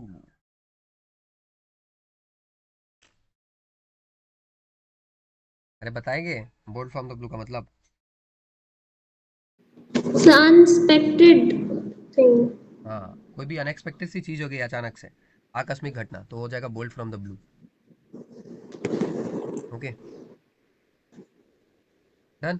तो आपको इसमें जो है लास्ट क्या बताया था, याद है? Last last last The an acid test. Okay, an acid test और critical test. Okay, armchair job, ये सभी तो बताया था। Yes, sir. Axe to grind, iron will, iron will तक बताया था शायद, आयरन विल तक आयरन बिल नहीं बताया था सर। बताया था। Strong will power, strong yes will sir, power, बताया था। इतना याद है मेरे को। अब आगे देखो, आयरन विल के बाद एन ओल्ड फ्लेम, नोट करिए, एन ओल्ड फ्लेम। अगला, an old flame, a person one had a romantic relationship with in the past. Old flame होता है मतलब पुराना प्यार। उसके बाद दूसरा, an old head on young soldiers, an old head on young soldiers. Okay, तो on an old head on young soldiers, इसका मतलब होता है आपका अ चाइल्ड और young person who thinks and talks like an older and experienced person. ठीक है, तो सिंपल सा बात है। Old head on young soldier का मतलब क्या हो गया, यंग सोल्जर्स का मतलब क्या हो गया, कि मतलब यंग सोल्डर है मतलब बच्चा का एज कम है लेकिन उसका दिमाग जो है बहुत ज़्यादा वो है, तो मैच्योर चाइल्ड ऐसे कह सकते हैं, मैच्योर चाइल्ड, जो बहुत वो ज्ञानी बात करता है, ज्ञानी बच्चा ऐसे बोल सकते हैं, ज्ञानी बच्चा। ओके, तीसरा, तीसरा आपका होता है एन ऑलिव ब्रांच। एक होता है आपका an olive branch. An olive branch का मतलब होता है पीस रिक्वेस्ट, है ना? जब आप जाएंगे, है ना, आपके जाने जाने तक पता नहीं क्या, अभी वर्ल्ड वॉर 3 स्टार्ट हो जाए जब आप कमीशन होंगे, राइट? तो अगर आपका डिप्लॉयमेंट होता है वर्ल्ड वॉर 3 में, है ना, आई डोंट नो कि I don't want the world war 3 to start, but geopolitically इस तरह का सिनेरियो काफ़ी ज़्यादा वो हो रहा है, टेंस हो रहा है, ठीक है? कि अब जरा सा भी कोई मतलब, एक होता है ना वर्ल्ड वॉर कैसे स्टार्ट होता है, अगर आपने वर्ल्ड वॉर का हिस्ट्री देखा होगा, right, तो वर्ल्ड वॉर स्टार्ट करने के लिए इग्निशन जरूरत होता है, बस अचानक सा कोई चिंगारी लगेगा, बहुत दिन से वो इकट्ठा होते रहता है, इकट्ठा होते रहता है, और उसके बाद कोई भी अगर सुलगा दे, चिंगारी लगा दे, तो वर्ल्ड वॉर स्टार्ट हो जाता है। सिंपल सा एक नॉर्मल करना पड़ेगा, रशिया यूक्रेन, है ना, रशिया का गलती से एक मिसाइल बस पोलैंड में जाके गिर जाए या फिर कोई भी नेटो कंट्री में जाके गिर जाए, इतना काम करना है बस। तो क्या हो जाएगा, नेटो का आर्टिकल 5 एक्टिवेट हो जाएगा। नेटो का आर्टिकल 5 कहता है कि नेटो के किसी भी देश पर आक्रमण पूरे नेटो पर आक्रमण होगा, और इस केस में वर्ल्ड वॉर स्टार्ट हो सकता है। एग्री? Yes, sir. हाँ, तो इस समय आप लोग जो है ना आराम से बैठे हैं, इंडियन आर्मी ये सब जो है, ये पता है जल्दी जल्दी ये सब क्यों हो रहा है? अभी जो रिसेंट में ये न्यूज आया था कि एक थिएटर, कॉमन थिएटर कमांड बनाया जाएगा, right? Indian army, Indian navy और इंडियन एयरफोर्स एक तरह से काम करेगा। कुछ समझ में आ रहा है ये सब क्यों हो रहा है? तो an olive branch is peace request, an open book. अच्छा, एक पीस और पीस की बातें भी वही आदमी कर सकता है जिसके पास स्ट्रेंथ हो। ओके, अब देखो कोई एक छोटा सा देश है, मान लो ये अफ्रीका, और अफ्रीका बोलता है अरे मेरे को वॉर से कोई मतलब नहीं है, राइट? वॉर नहीं होना चाहिए, तो उसका कोई बात सुनेगा, राइट? पीस, लोग डरते भी किससे हैं कि ये पीस की बात कर रहा है तो चलो इसका मानेंगे। अभी चाइना पीस का बात करने लगे तो चलो ठीक है, इम्पैक्ट पड़ेगा। रशिया पीस का बात करने लगे, यूएसए पीस का बात करने लगे, तो इम्पैक्ट पड़ेगा। हाँ, ये किसी को वो भी कर सकता था लेकिन इसने पीस चुना। लेकिन जिस कंट्री के पास लड़ने का शक्ति ना हो, है ना, वो पीस का बात करे, तो उसका कोई बात मानेगा कि वैसे भी तुम्हारा पीस का क्या जरूरत है, तुमको तो जब चाहेंगे तब हम मार के चले जाएंगे। समझ में आ रहा है बात? Yes, sir. तो it is up to you कि सशक्त रहिए, right? Be ready for any type of eventualities that can happen, right? But always give way to peace, right? Always give way to less and less casualties, right?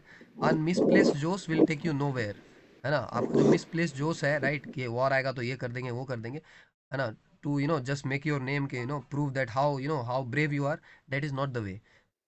In the path to proving your bravery, see how much life you have already taken.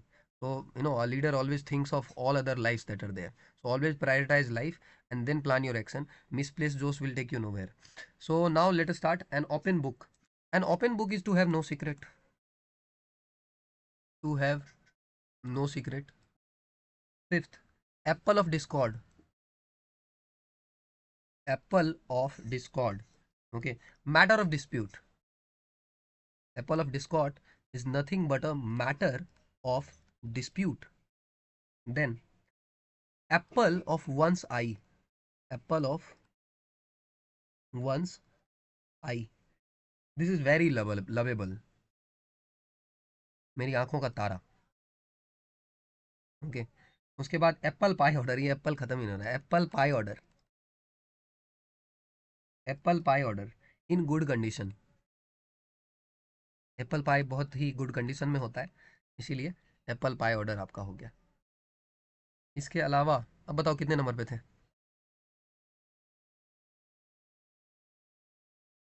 Sir इस बार 8th है।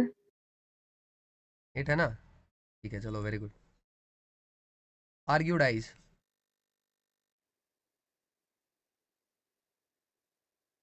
आर्ग्यूडाइज careful, जैसे आप अभी careful थे तो आपको पता लग गया। उसके बाद as hard as a nail, as hard as a nail is to show no sympathy, no sympathy, सख्त आदमी।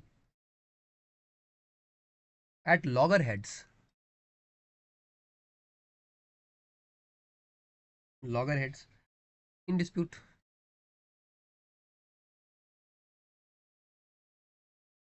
Eight a loose end, at a loose end. Idle, बेकार आदमी, आइडल बैठना मतलब खाली बैठना, बेकार आदमी।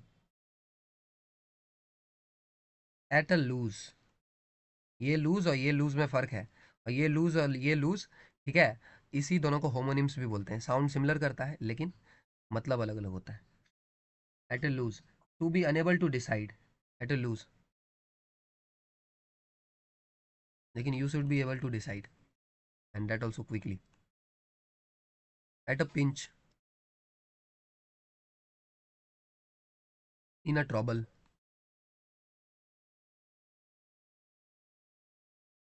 एट अ स्नेल स्पेस, सबको पता है,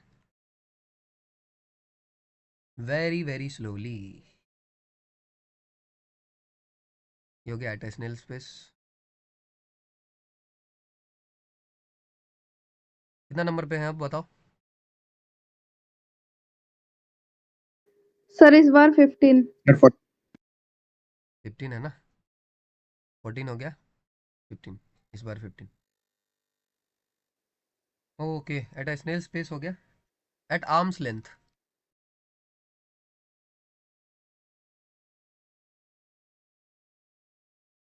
दूर ही रहो मेरे से, avoid becoming too friendly.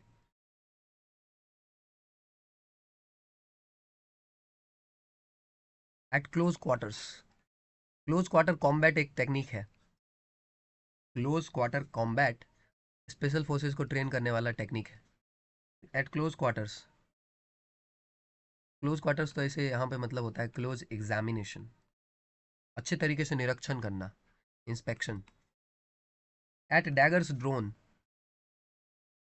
Eight daggers drawn, at daggers drawn का मतलब होता है कट्टर दुश्मनी, कट्टर दुश्मनी, इन लोगों ने डैगर हाथ में लेके रखा है, ठीक है। और डैगर से याद आया, डैगर से याद करना तो नहीं चाहिए लेकिन डैगर से याद आया कि डैगर को बोलते हैं ट्रांसपोज कंजुगेट, किसी को याद है? Yes sir sir. एक बार ट्रांसपोज लेते हैं फिर कंजुगेट लेते हैं, अगर वो ए के बराबर आ जाए तो इस मैट्रिक्स को कैसा मैट्रिक्स बोलते हैं? हर्मिशियन हर्मीशियन। मैट्रिक्स। परमिशन। चलो वापस आते हैं, बाद में करेंगे। 18, एट ईज, चिंता रहित, चिल ब्रो। अरे इसका मतलब चिल ब्रो नहीं होता है, ये मत लिखना, I am just telling you कि ये फीलिंग है, मतलब ये मत बोल देना कि सर ये पढ़ा रहे थे कि एट ईज का मतलब चिल ब्रो होता है ना। Free from pain and anxiety, cool, take it easy.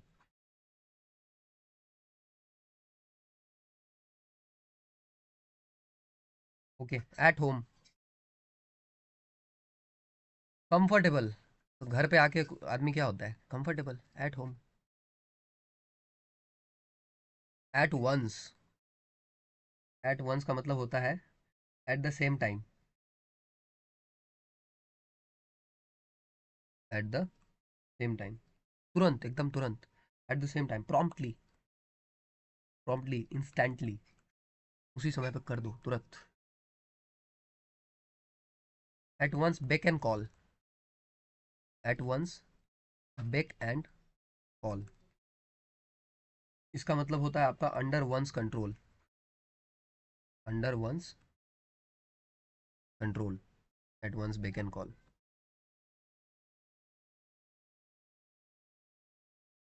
Okay, मतलब वो जो बोल रहा है आप उसके इशारों पे नाच रहे हैं। एट वंस फिंगर एंड्स,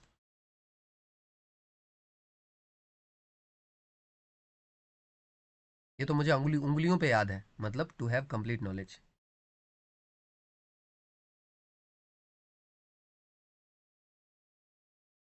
और इसी को बोलते हैं एक्सपर्ट।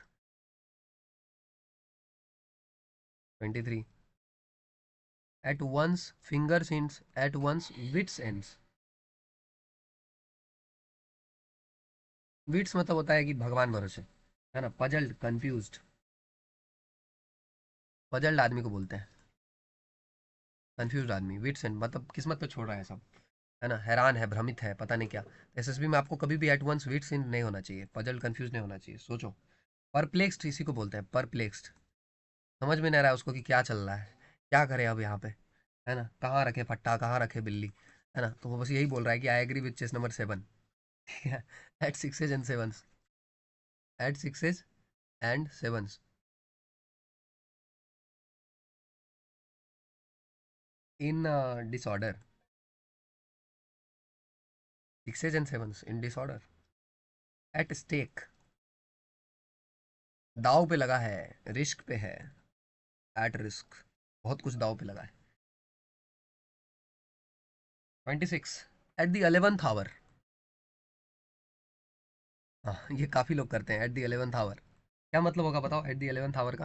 हाँ, at the 11th hour, at last moment. जैसे कि फॉर्म भरना है एनडीए का इतने जून पे, है ना, तो एक दिन पहले भरेंगे, वो वाला एट द 11th आवर। जो है 27, eke out, eke out, to turn out, है ना, बाहर करना मतलब खोद के कुछ निकाल लेना, X out. Back and forth, back and forth, backward and forward, backward and forward. Pendulum का motion, back and forth, backward and forward. और पेंडुलम से याद आया, ये आपका पेंडुलम होता है। और पेंडुलम जब यहाँ जाता है, इस पॉइंट पर आता है, तो इस पॉइंट पर इसमें कौन सा एनर्जी मैक्सिमम होता है, पोटेंशियल एनर्जी की kinetic energy? Sir potential energy. और जब इस पॉइंट पे आता है, यहाँ पे इसका काइनेटिक एनर्जी मैक्सिमम होता है। तो यहाँ पे पोटेंशियल एनर्जी मैक्सिमम होता है, फिर कन्वर्ट होता है काइनेटिक एनर्जी में, फिर उतना ही हाइट तक यहाँ पर जाता है, और यहाँ पे फिर से पोटेंशियल एनर्जी मैक्सिमम हो जाता है। अगर आपको इसके बारे में इंटरेस्ट हो और टाइम मिले, तो आप ये लेक्चर जाके देख सकते हैं, बहुत बढ़िया डेमोन्स्ट्रेशन है वहाँ पे, for the love of physics by Walter Lewin. Find it on YouTube to do this demonstration of law of conservation of energy. वापस आते हैं, बैक एंड फोर्थ हो गया। बैक ब्रेकिंग, हाँ, बैक ब्रेकिंग का मतलब क्या होता है, जितना रगड़ा उतना तगड़ा। ब्रेक ब्रेकिंग का मतलब होता है जितना रगड़ा उतना तगड़ा। मतलब समझ में आ गया ना आपके? Yes, sir. Back stair gossip, back stair gossip, to talk among servants, talk among servants, unfair talk, नौकरियों के बीच का गपशप, इसको तो बोलते हैं talk among servants, unfair talk. जो नौकर लोग होते हैं, राइट, उनको कोई काम नहीं होता है, राइट, है ना। I am not pinpointing, लेकिन उनके में एक खराब आदत आपको क्या दिखेगा, कि वो घर के एकदम पीछे इलाके में रहेंगे और आपस में बात करेंगे, इसका बुराई करेंगे, उसका बुराई करेंगे, राइट, है ना। जो भी कंडीशन है वो अलग बात है, but this is the thing that was common in, seen in them, right. That is why इस पे वो बन गया back stair gossip, unfair talk, किसी के बारे में चुगली करना, बुराई करना, ये सब टॉक करना, इसी को बोलते हैं back stair gossip. I hope this is very very clear to you. Okay, तो अगला, अगला है आपका, to accustom oneself in new climate, to accustom oneself in new climate। जब आप देखो, आप अगर बॉर्डर पे पोस्टेड हो, मान लो राजस्थान साइड पे, और राजस्थान साइड पे आपका 1 साल पोस्टिंग रहा और उसके बाद आपको सियाचिन में पोस्टिंग करना है। तो सियाचिन में ऐसा थोड़ी होगा कि राजस्थान में आपका पोस्टिंग हुआ फिर तुरंत आपको सियाचिन ग्लेशियर पे ऊपर भेज दिया, चलो चलो दुश्मन को गोली मारने, ऐसा थोड़ी होगा। उसके बीच का एक पीरियड होता है। यहाँ पे सियाचिन पे पोस्ट करने से पहले एक पीरियड होता है। उस पीरियड लगभग 1 से 2 महीने का वो पीरियड होता है। उस पीरियड को बोलते हैं एक्लेमेटाइजेशन पीरियड। उस पीरियड को हम बोलते हैं एक्लेमेटाइजेशन पीरियड। जब जो है आपके शरीर को एक्लेमेटाइज किया जाता है नए क्लाइमेट में, उसके बाद जो है एकॉम्प्लिश, सॉरी मैं पहले ये लिखूंगा उसके बाद लिखूँ ना, a partner in crime, partner in crime, a partner in crime होता है आपका एकॉम्प्लिश, एकॉम्प्लिश आपके साथ पार्टनर इन क्राइम। उसके बाद रिस्पॉन्सिबल होना चाहिए, रिस्पॉन्सिबल फॉर वंस एक्शंस, मतलब अपने कामों के लिए, अपने एक्शंस के लिए जिम्मेदार आदमी, responsible for once actions.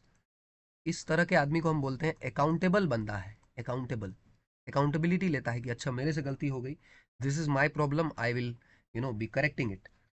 Then make oneself familiar, make oneself familiar, make oneself familiar का मतलब होता है एक्वाइंट, ACQUAINT, एक्वाइंट।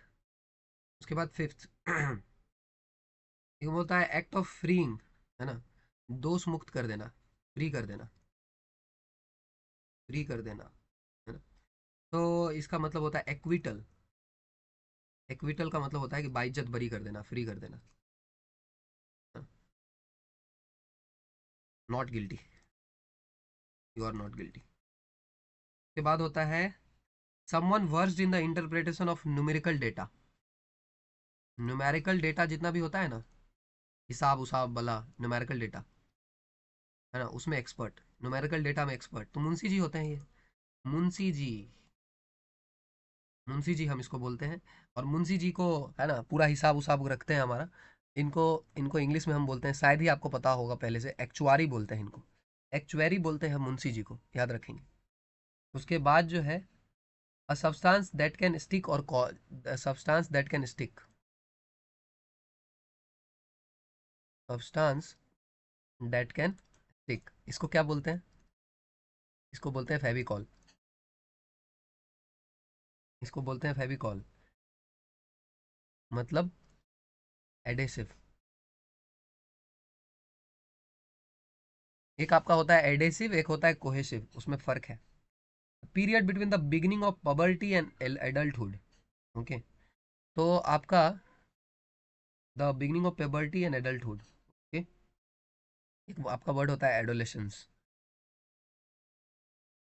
तो पबर्टी आने से पहले या एडल्टहुड आने से पहले का जो पीरियड होता है उसको बोलते हैं एडोलेशंस।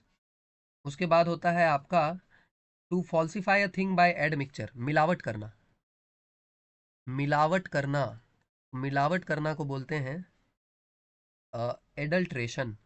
एडल्ट्रेशन एक बहुत बड़ा इशू भी है आजकल, राइट। आजकल तो फलों में भी मिलावट हो रहा है ना, फिर अनाज में तो हो ही रहा है। अ पर्सन हु पायलट्स और travels in a balloon, airship और अदर एयरक्राफ्ट, ठीक है। तो पर्सन हु पायलट्स, वो पर्सन जो पायलट करता है, पायलट मतलब चलाता है या ट्रैवल करता है, ओके। पायलट भी कर सकता है या फिर ट्रैवल भी कर सकता है, किस में? एक बलून में, एयरशिप में और अदर एयरक्राफ्ट में, ओके। तो उसको हम बोलते हैं एरोनॉट, क्या बोलते हैं? एरोनॉट,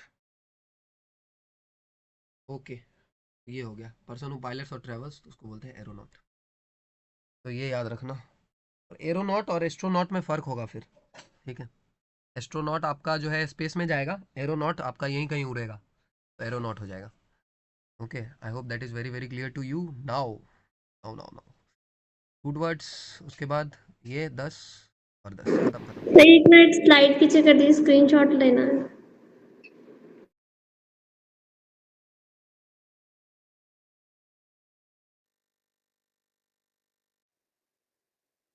हो गया,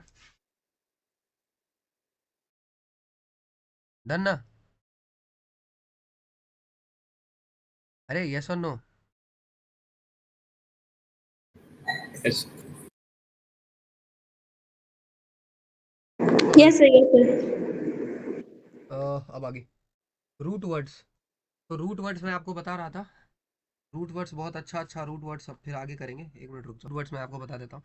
सबसे पहला जो है एक हम सबसे पहले इसके लिए आपको बात करते हैं, doctors for women, doctors for women.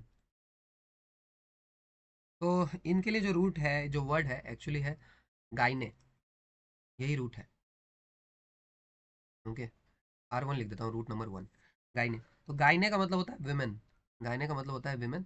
और गाइने रूट से आप जो भी बनाना चाहें आप बना सकते हैं, जैसे गाइने से आप गाइनेकोलॉजिस्ट बना सकते हैं, गाइनेकोलॉजिस्ट, तो doctor related to women. Gynaecology बना सकते हैं, गाइनेकोलॉजी, लॉजी मतलब स्टडी होता है, ठीक है। यहाँ पे जो लॉगस है, लॉगस, ग्रीक लॉगस मीनिंग जो है आपका, which comes from the original Greek logos, logy science, logy का मतलब साइंस होता है या स्टडी होता है।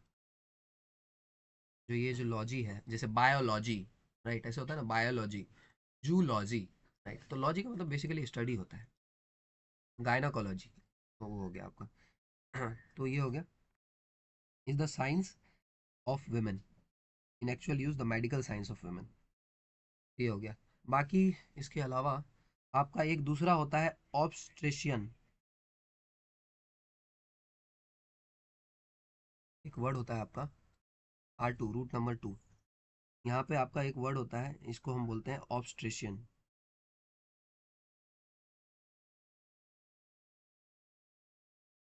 ऑब्स्टेट्रिक्स का मतलब होता है मिडवाइफ। अब ये वो लोग होते हैं जो कि लैटिन से ही आ रहा है, तो ऑब्स्ट्रेशियन, इसके बारे में लिखा हुआ है, let me read it for you. Obstetrician derives from Latin obstetrix midwife, which in turn has its source in a Latin verb meaning to stand. Midwife stand in front of the women in labour to aid in the delivery of the infant. The suffix "ician" as in obstetrician, physician, musician, magician, electrician means expert। तो ये देखो, सबका मतलब पता होना चाहिए। Logy का मतलब क्या होता है, ईशियन आपका क्या है, ईशियन, ईशियन का मतलब होता है एक्सपर्ट। ये आपको समझ में आ गया, ऑब्स्टेट्रिक्स मिडवाइफ। तो ये जो इन्फेंट, पहले के ज़माने में, तो पहले के ज़माने में इतना हॉस्पिटल वगैरह नहीं होता था, घर में ही बच्चा पैदा होता था। इन्फेंट जो पैदा होता था उसको एसिस्ट करते थे मिडवाइफ, है ना, लैटिन इलाकों में सब जगह, तो उसको हम बोलते थे ऑब्स्टेट्रिक्स। तो इसी से वर्ड आया है आपका ऑब्स्ट्रेशियन। ओके, ऑब्स्ट्रेशियन का मतलब होता है कि these are the women who assist other women in labour to aid in the delivery of the infant, तो ये याद रखेंगे। तो ये जो ईशियन है ना, ईशियन का मतलब वो होता है, एक्सपर्ट होता है। तो इसके इससे रिलेटेड अगर आप देखेंगे, अब ईशियन किसी के बाद में भी लगेगा, इसका मतलब एक्सपर्ट हो जाएगा। The medical speciality dealing with child birth is obstetrics. अब देखो, एक देखो कितना वर्ड बनेगा इससे, आपको सिर्फ R1 R2 पे फोकस करना है, और ये जो अंत में है ऑब्स्टेट्रिक्स, ऑब्स्टेट्रिक्स, ऑब्स्टेट्रिक्स का मतलब क्या होता है, ऑब्स्टेट्रिक्स का मतलब होता है medical speciality dealing with child birth. Okay, तो ये एक ब्रांच होता है एक्चुअली। आप अगर मेडिकल में जाते हैं तो ऑब्स्टेट्रिक्स का पढ़ाई अगर करते हैं, तो ये वो लोग होते हैं जो कि बहुत ज़्यादा वो होते हैं, एक्सपर्ट होते हैं चाइल्ड बर्थ से रिलेटेड इशू में। ओके, तो इसको याद रखेंगे। तो देखो, किस तरह गायने को पढ़ने से ये पूरा समझ में आ जाता है, ऑब्स्टेट्रिक्स को पढ़ने से, ईशियन का नॉलेज होने से समझ में आता है, लॉजी का नॉलेज होने से समझ में आता है। तो दिस इज अबाउट दिस। अब देखो, इसी तरह से R3, रूट नंबर 3, ये जो आपका एक वर्ड है, जिसका जो वर्ड है पाइडॉस, पाइडॉस, पाइडॉस का मतलब होता है चाइल्ड, पाइडॉस का मतलब होता है चाइल्ड। और एक आपका होता है आइटेरिया, आइएट्रिया, आइएट्रिया, आइएट्रिया का मतलब होता है मेडिकल हीलिंग, मेडिकल हीलिंग। तो इससे क्या वर्ड बनेगा, इससे वर्ड बनेगा आपका पीडियाट्रिशियन, पीडिया, पीडियाट्रिशियन। तो पीडियाट्रिशियन जो वर्ड होता है, ये इसका मतलब होता है चाइल्ड से रिलेटेड डॉक्टर, चाइल्ड डॉक्टर, बच्चों से रिलेटेड जो डॉक्टर होता है उसको बोलते हैं पीडियाट्रिशियन। ईशियन तो आपका एक्सपर्ट ही हो गया, तो वो हो गया। इसी से आप बताओ कितना बना सकते हैं, पीडियाट्रिशियन बना सकते हैं, पीडियाट्रिक्स बना सकते हैं, पीडियाट्रिक्स बना सकते हैं, वो स्टडी हो जाएगा चाइल्ड से रिलेटेड। ओके, तो ये हो गया, समझ में आ गया। तो ये सब जो हम कर रहे हैं ना, ये सब जो हम पढ़ रहे हैं, इसको हम एटिमोलॉजी बोलते हैं। वर्ड को इस तरह से ब्रेक करके पढ़ना, वर्ड को इस तरह से ब्रेक करके पढ़ने के स्टडी को हम क्या बोलते हैं, एटिमोलॉजी। ओके, तो वर्ड का रूट ब्रेक करो, फिर उसका मतलब ढूंढो, और फिर उससे दूसरा वर्ड बनाओ। एक आपका जो अगला वर्ड है, ओके, वो आपका आता है पेडागोजी। ओके, पेडागोजी, जिसमें वर्ड होगा मैं वर्ड लिख दूंगा, पेडागोजी। तो पेडागोजी का मतलब होता है pedagogy which loses the A but still combines paidos with agogos. तो इसमें देखो पेडागोजी में ए आपको नहीं दिखेगा, पीडिया वगैरह ये सब, लेकिन पेडागोजी का फिर भी मतलब वही है कि चाइल्ड से रिलेटेड, स्टडी से related, the leading of a children, ठीक है। तो विथ एगोगोस लीडिंग, तो एगोगोस का मतलब क्या होता है? एगोगोस, एगोगोस का मतलब होता है लीड करना, लीड करना। तो पेडागोजी मतलब, पेडा मतलब क्या होगा बताओ? पेडा मतलब होगा चाइल्ड, और गोजी मतलब क्या होगा? लीड करना। चाइल्ड को लीड करना मतलब चाइल्ड को टीच करना। तो पेडागोजी का मतलब क्या होता है? पेडागोजी एक ब्रांच होता है जिसमें ये पढ़ाया जाता है कि बच्चों को कैसे सिखाया जाए, right. Leading of a child, pedagogy is the branch where we teach, ये टीचर के लिए यूज होता है। Pedagogy is the branch of teaching, right, teaching childrens, okay, they are taught first by parents and then by teachers, okay. ये हो गया pedagogy, इसको याद रखेंगे। डन। तो इसी से देखो, इसी से आपका और भी वर्ड आ सकता है, जैसे कि आपका ped, you see in the words like pedestal, pedal, pedestrian. अब ये कहाँ से आ रहा है? देखो अब पेडागोजी तो खत्म हो गया, अब अगला चलते हैं। हम्म।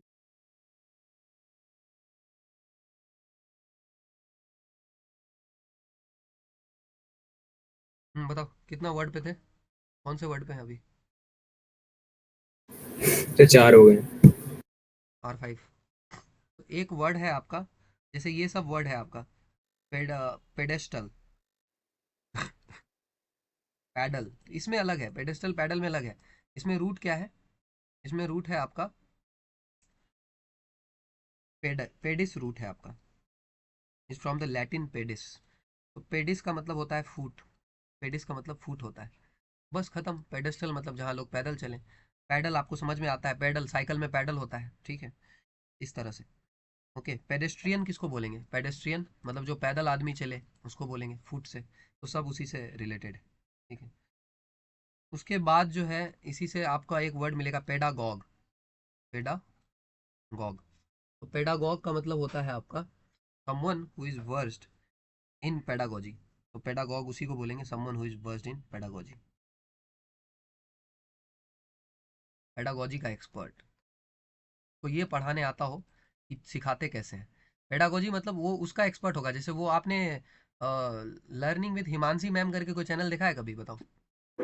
यस सर, सीटेट के लिए पढ़ाती हूँ। हाँ, सीटेट के लिए पढ़ाती हैं, तो बस उनको बोलेंगे पेडागॉग, ठीक है। उनको ये पता है कि पेडागोजी पढ़ाते कैसे हैं, मतलब बच्चों को पढ़ाने का ब्रांच को बोलते हैं, टीचिंग के ब्रांच को पेडागोजी बोलते हैं, राइट। टीचिंग कैसे कराया जाता है वो सिखाने को हम बोलते हैं पेडागोजी, और उसमें भी जो एक्सपर्ट हो उनको हम बोलते हैं पेडागॉग, कि उनको ये पता है कि पढ़ाते कैसे हैं। ओके, तो ये हो गया। बाकी पेडागॉग हो गया। चलो कितना हो गया? पाँच, पाँच ही रहने देते हैं, राइट। आज के लिए पाँच ही रहने देते हैं। तो बहुत हो गया, 30 30 60 10 70 75, काफ़ी।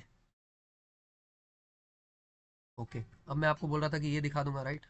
Just give me 5 more minutes, है ना। कितना कितना एलोकेट हुआ था? Yes sir. हाँ चलो। The mother parted dash her married daughter in serow. The mother parted dash her, इसमें क्या आया था बताओ, क्या होगा? Parted from. From. Parted from मतलब जो है पार्टेड, तो यहाँ पे आपको दिखना चाहिए कि पार्टेड जो है आपका भर्व है, पार्टेड जो है आपका क्या है? भर्व है। और जो है फ्रॉम, फ्रॉम आपका क्या है? प्रीपोजिशन है, राइट। तो पार्टेड फ्रॉम। और जो प्रीपोजिशन है वो आपका हमेशा किससे पहले आता है बताओ? प्रीपोजिशन जो है हमारा हमेशा किससे पहले आता है? नाउन और प्रोनाउन। नाउन या प्रोनाउन से पहले आता है, ठीक है। तो यहाँ पे किससे पहले आ रहा है? देखो यहाँ पर अगर हम बात करें तो ये आपका जो पार्टेड है ये आपका वर्ब है, ठीक है। और यहाँ पे आएगा फ्रॉम, तो फ्रॉम के बाद जो ये हर आ रहा है, हर, तो हर एक एक्चुअली किसका टाइप है? हर प्रोनाउन का, राइट। और प्रोनाउन में भी किस तरह का है? अगर हर से हम बता रहे हैं हर मैरिड डॉटर, ओके, यहाँ पे भी देखो डॉटर, डॉटर जो है आपका नाउन आएगा, राइट। तो हर आपका एक्चुअली केस होता है उसका, है ना, ऑब्जेक्टिव केस होता है, उसमें पढ़ेंगे तो प्रोनाउन के पहले ही आ रहा है। आगे, when she retired she handed the charge to the vice president. तो क्या होगा? देखो हैंडेड आपका क्या है? वर्ब है। और वर्ब के बाद क्या आना पड़ेगा? प्रीपोजिशन। बताओ कौन सा प्रीपोजिशन आएगा, बोलो। Over. The information and communication technology has dash age and employs very highly paid technocrats. क्या होगा? Has come of age, come about age, उसके बाद कम आउट ऑफ एज या come through as?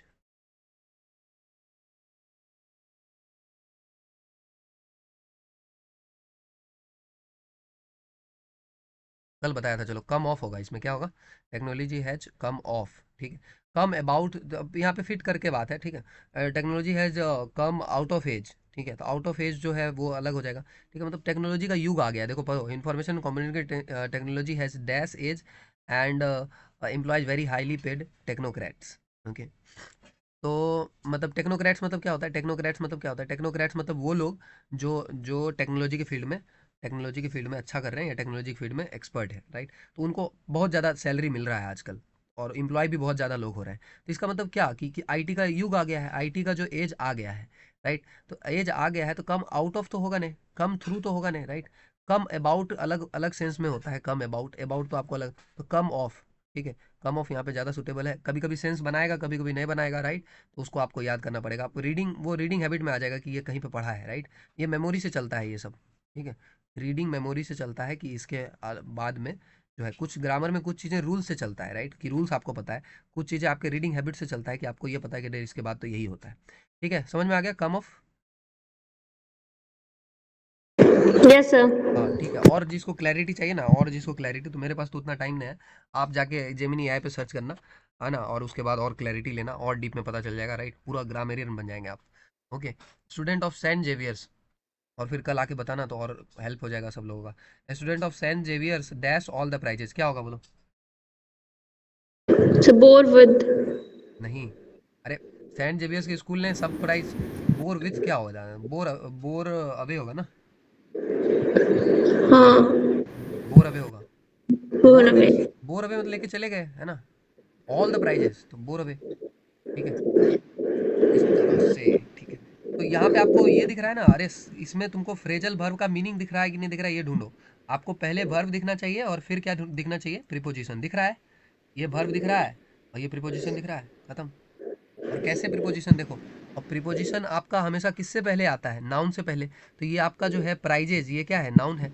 All the prices, ये भी क्या है, बस ऑल द प्राइजेस, मतलब प्राइजेस नाउन ही है। अब द तो आर्टिकल है, ऑल मतलब उसको क्वांटिफाई कर रहा है, तो ऑल क्या है, ऑल क्या है,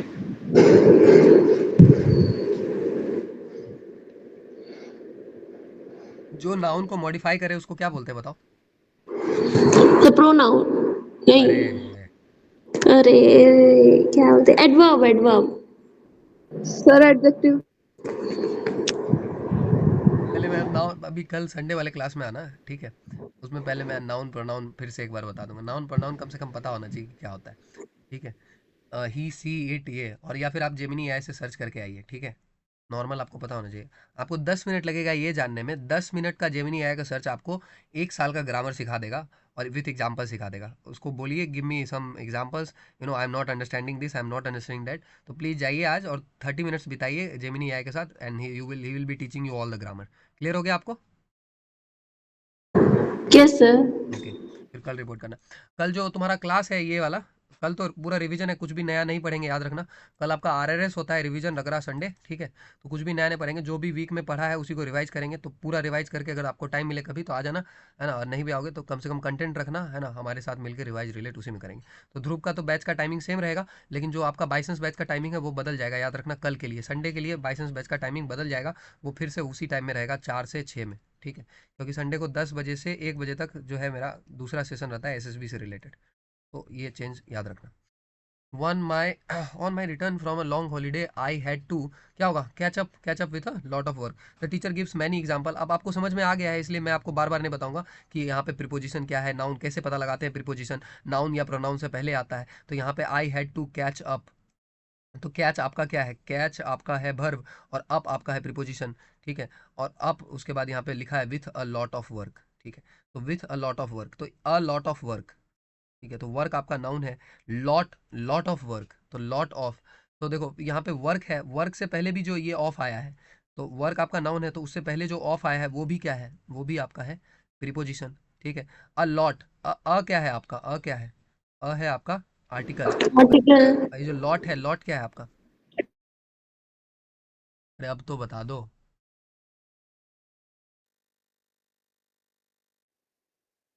Adverb. ए भाई, Adjective. समझ में नहीं आ रहा है, सिंपल सा बात है कि नाउन को तुम एक बार सोचो, रुक जाओ, ये पूरा मामला क्लियर हो जाएगा एक ही बार में। कि जो वर्क है ये नाउन है।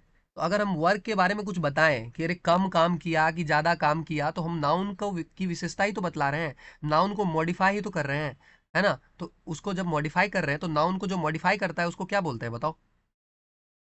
Sir adjective.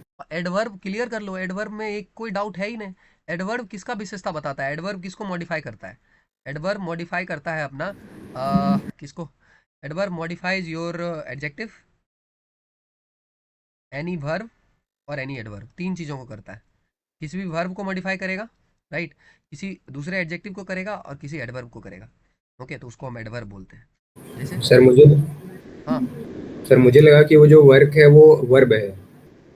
हाँ, अच्छा ये तो वर्क, यस सर। नहीं नहीं नहीं, ये यहाँ पे वर्क किसी चीज़ का नाम है ना, इसीलिए ये जो वर्क है यहाँ पे, ये इससे ये बोध नहीं हो रहा है ना कि वो काम कर रहा है, अ लॉट ऑफ वर्क। तो ये इसीलिए ये डाउट करने से पहले आपको ये देखना चाहिए ऑफ। ऑफ क्या है पहले इतना बता दो मुझे, ऑफ क्या है? Sir preposition. तो प्रीपोजिशन किससे पहले आता है हमेशा? Noun and pronoun. तो ये वर्क क्या होगा फिर? नाउन। ठीक है, और तो खुद भी तो सोचो, लॉट ऑफ वर्क, तो वर्क आपको समझ में आ रहा है? वो अपने काम के बारे में बता रहा है आपको, वो काम कर रहा है उसके बारे में नहीं बता रहा है। वो बता रहा है कि उसका क्या काम है, जैसे उसको असाइनमेंट बनाना है ये, तो उस काम का नाम बता रहा है आपको। तो नाम क्या होता नाउन यस सर। है ना। तो आपको वैसे समझ में आना चाहिए, ठीक है, कि उस काम के बारे में बता रहा है, ठीक है। यहाँ पे वो काम कर नहीं रहा है, और वर्ब ये है आपका कैच। ओके वो यहाँ पे काम करेगा कैचअप, तो ये एक्चुअली उसका वर्ब है, राइट, उसको कैच करना है। Okay, I hope you are getting me. So teacher gives many examples to the teacher gives many examples to dash the idea content in the poem. बताओ। Sir bring up होगा या bring out होगा?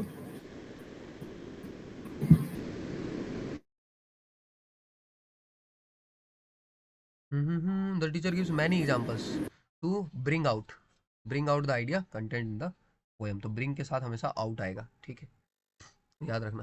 तो अरे content in the सोचो, अरे यार content in है मतलब पोएम में छुपा है, तो उसको क्या लाएंगे हम? बाहर ही तो लाएंगे। साथ, meeting is dash because the funds have not arrived. बोलो, द मीटिंग इज, सब इसका सिंपल सा लॉजिक है, सब पुट करके देखो कौन सेंस बनाता है। The meeting is put up with, put off, put forward या पुट आउट, बोलो। Put off. बस सही है। He did not have the guts to, बस पुट करके देखो, जो सेंस बनाता है वही होगा। He did not have the guts to stand with his friend, for his friend, by his friend, beside his friend, बोलो। Why? हाँ, स्टैंड के बाद होता है बाय, ठीक है, याद रखना। और बिसाइड से याद आया, बिसाइड होता है एक वर्ड आपका, एक होता है बिसाइड्स। So besides का मतलब होता है इसके अलावा, और beside होता है बगल में, बिसाइड का मतलब होता है बगल में, और और बिसाइड, beside होता है इसके अलावा। है ना, याद रखना। क्योंकि बिसाइड में साइड आ रहा है, साइड, साइड मतलब बगल में, ठीक है। और यहाँ पे बिसाइड्स, तो बिसाइड्स का मतलब होता है एक्सेप्ट होने लगा, ये थोड़ी होगा। स्टैंड बाय, स्टैंड के साथ आपका बाय आता है हमेशा। Last to, I have no idea as to what the dash, as to what the dash the change in his attitude. बताओ, वाज व्हाट ब्राउट आउट क्या होगा?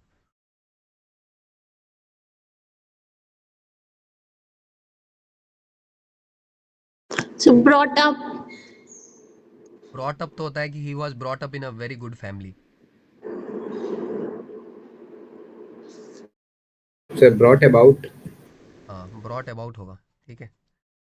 डोंट वरी, इस ये इसमें कोई सेंस नहीं होता है ज़्यादातर केसेस में, इसलिए इसको प्रैक्टिस करना पड़ता है बहुत ज़्यादा, ठीक है। और सेंस बनाना होगा तो आपको वो देखना पड़ेगा, कभी सेंस मिलेगा कभी नहीं मिलेगा। तो I have no idea as to what brought about the change in his attitude. Okay, तो ये याद रखना। His health dash under the, और इसका सेंस या तो आपको कॉमन सेंस से सोचना ऐसा अगर मिल जाए, वरना जेमिनी आए। As his health dash under the pressure of work, बोलो। So broke down. Yes, very good. तो यही है आपका फ्रेजल वर्ब खत्म। फिक्स प्रोपोजिशन कल करेंगे, एंटोनिम सिनोनिम्स आप कर लीजिएगा, राइट।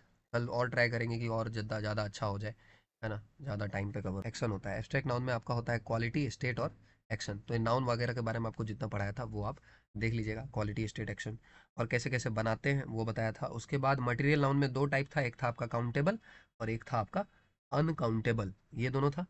अनकाउंटेबल, काउंटेबल, काउंटेबल का आपका प्लूरल बनता है लेकिन अनकाउंटेबल का प्लूरल बिल्कुल भी नहीं बनता है, राइट। और एक आपका एक और रूल बताया था कि प्रॉपर नाउन कॉमन नाउन की तरह बिहेव करता है, याद है? प्रॉपर नाउन जो है कॉमन नाउन की तरह भी बिहेव कर सकता है, याद है किसी को? सर दा लगा दें अगर उसके आगे तो। हाँ, यानी कि अगर हम बोले कि Kalidas is often called the Shakespeare of India, right. तो ऐसे तो शेक्सपियर कॉमन नाउन है, क्योंकि शेक्सपियर अगर पूछे तो शेक्सपियर वो पोएट है। लेकिन अगर इसमें बोले कि कालिदास को कहा जाता है शेक्सपियर ऑफ इंडिया, तो मतलब शेक्सपियर एक कॉमन क्वालिटी है कि जो भी अच्छा लिखेगा उनको हम शेक्सपियर बोलेंगे। तो द अगर लगा देंगे तो वो हो जाएगा, ही वॉज द लुकमैन। तो लुकमैन भी एक इंसान का नाम है, लेकिन जो बहुत ज्ञानी था। तो द लुकमैन बोलेंगे तो वो कॉमन नाउन, तो proper can noun can be converted into common noun, right. I am not going forward, see एक एक एक पॉइंट ऑफ टाइम पे ही आप ज़्यादा वो रहेंगे, बार बार रिवाइज करेंगे तब आपको अच्छा आएगा, राइट। तो उसके बाद इसको रिवाइज करिएगा। I will be posting some questions today, right. Let me see if I can post which I'll be doing. Okay, now apart from this, if that is very very clear to you, let me now just quickly tell you about one particular rule that we have revised. Okay, I think ये सब हो गया था, right? ये आपका था, if a proposition comes after a noun and then the same noun is repeated, the noun should be used in. जैसे town after town, ऐसे तो नाउन से पहले प्रिपोजिशन आता है। जो आपका नाउन है टाउन, उससे पहले आना चाहिए, लेकिन अगर बाद में आ गया ना, टाउन के बाद आ गया, तो उसी नाउन को आपको फिर से रिपीट करना होगा, टाउन आफ्टर टाउन। और वैसे सिंगुलर फॉर्म में करना पड़ेगा, प्लूरल कभी मत करिएगा। अगर आपको क्वेश्चन आए टाउन्स आफ्टर टाउन्स तो गलत हो जाएगा। टाउन आफ्टर टाउन होता है, राइट। सिटी आफ्टर सिटी होता है, वॉज डिस्ट्रॉइड, ऐसे। तो इसको याद रखिएगा, ये सिंगुलर फॉर्म में होता है। और यहाँ पे देखो वॉज, ये भर्ब भी किस में होगा आपका, टाउन आफ्टर टाउन, ये भर्ब भी आपका सिंगुलर फॉर्म में ही होगा, क्योंकि नाउन आपका सिंगुलर फॉर्म में है। ओके, तो ये आई होप आपको क्लियर होगा। ये जेंडर से रिलेटेड बात है। नाउन्स लाइक टीचर, स्टूडेंट, इनका जेंडर क्लियर नहीं होता है, कॉमन जेंडर होता है। इनको मेल फीमेल दोनों के तरह यूज कर सकते हैं, इसलिए हीज ही और हिम यूज होता है इन नाउन के साथ। When such nouns are used in singular, तो सिंगुलर में यूज करेंगे तो his he him. Every leader should perform his duty, तो एवरी जो है आपका, क्योंकि सिंगल पे पॉइंट करता है, एवरी पे पॉइंट करता है, एक एक बंदे पे बात करता है, तो इसको जो है हम बोलते हैं सिंगुलर। एवरी आपका सिंगुलर बिहेवियर बना देता है। ओके, तो परफॉर्म हिज ड्यूटी होगा, a teacher should practise what he preaches. Okay, तो अ टीचर, टीचर आपका यहाँ पे कॉमन जेंडर है, इससे जेंडर क्लियर नहीं हो रहा है। Should practise what he preaches. अच्छा, यहाँ पे सी प्रीचेज क्यों नहीं हुआ ये बताओ।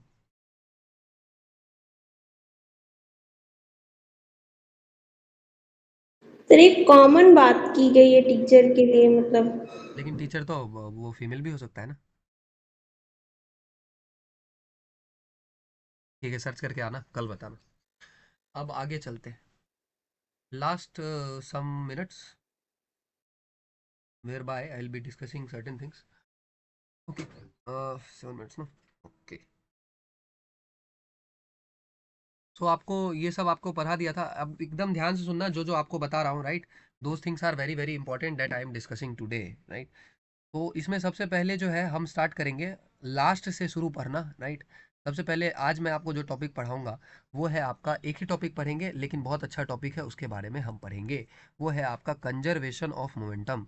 So please focus on this particular topic which is conservation of momentum. तो आपका मोमेंटम का फॉर्मूला आपको ऑलरेडी मालूम है। मोमेंटम का फॉर्मूला जो होता है आपका होता है P equal to M V. Okay, conservation of momentum बोलता है कि टोटल मोमेंटम बिफोर कॉलिजन होगा बराबर टोटल मोमेंटम आफ्टर कॉलिजन के। ये आपका बिफोर कॉलिजन, जैसे मान लो एक बॉल है जिसका मास है ma और उसका वेलोसिटी है u है। एक बॉल है जिसका मास है mb और उसका वेलोसिटी है ub। ओके, फिर ये दोनों कोलाइड करते हैं, इन दोनों कोलाइड करते हैं। तो जब कोलाइड करेगा तो क्या होगा बताओ। जब कोलाइड करेगा तो देखो, आपको भी चोट लगेगा, उसको भी चोट लगेगा, मतलब आप पे भी फोर्स लगेगा, आप उस पर भी फोर्स लगाएंगे। तो आपने जो उस पर फोर्स लगाया वो हो गया एफ ए बी, और उसने जो आप पे फोर्स लगाया एफ बी ए हो गया, फोर्स बाई बी ओने। इस तरह से ए पे ये फोर्स लग रहा है force by B on A, and B पे ये फोर्स लग रहा है force by A on B. Okay, इसके बाद आप सेपरेट हो गए तो आपका बाद में मास तो चेंज करेगा ही नहीं, लेकिन वेलोसिटी चेंज कर जाएगा, राइट। तो टोटल मोमेंटम बिफोर कॉलिजन क्या होगा, एम ए, बोलो, M A U A plus आगे M B M U B, U B, और after collision M B V, M B V, M A V A हाँ। Plus M B V B. Okay, तो यही आपका rule है, total momentum before collision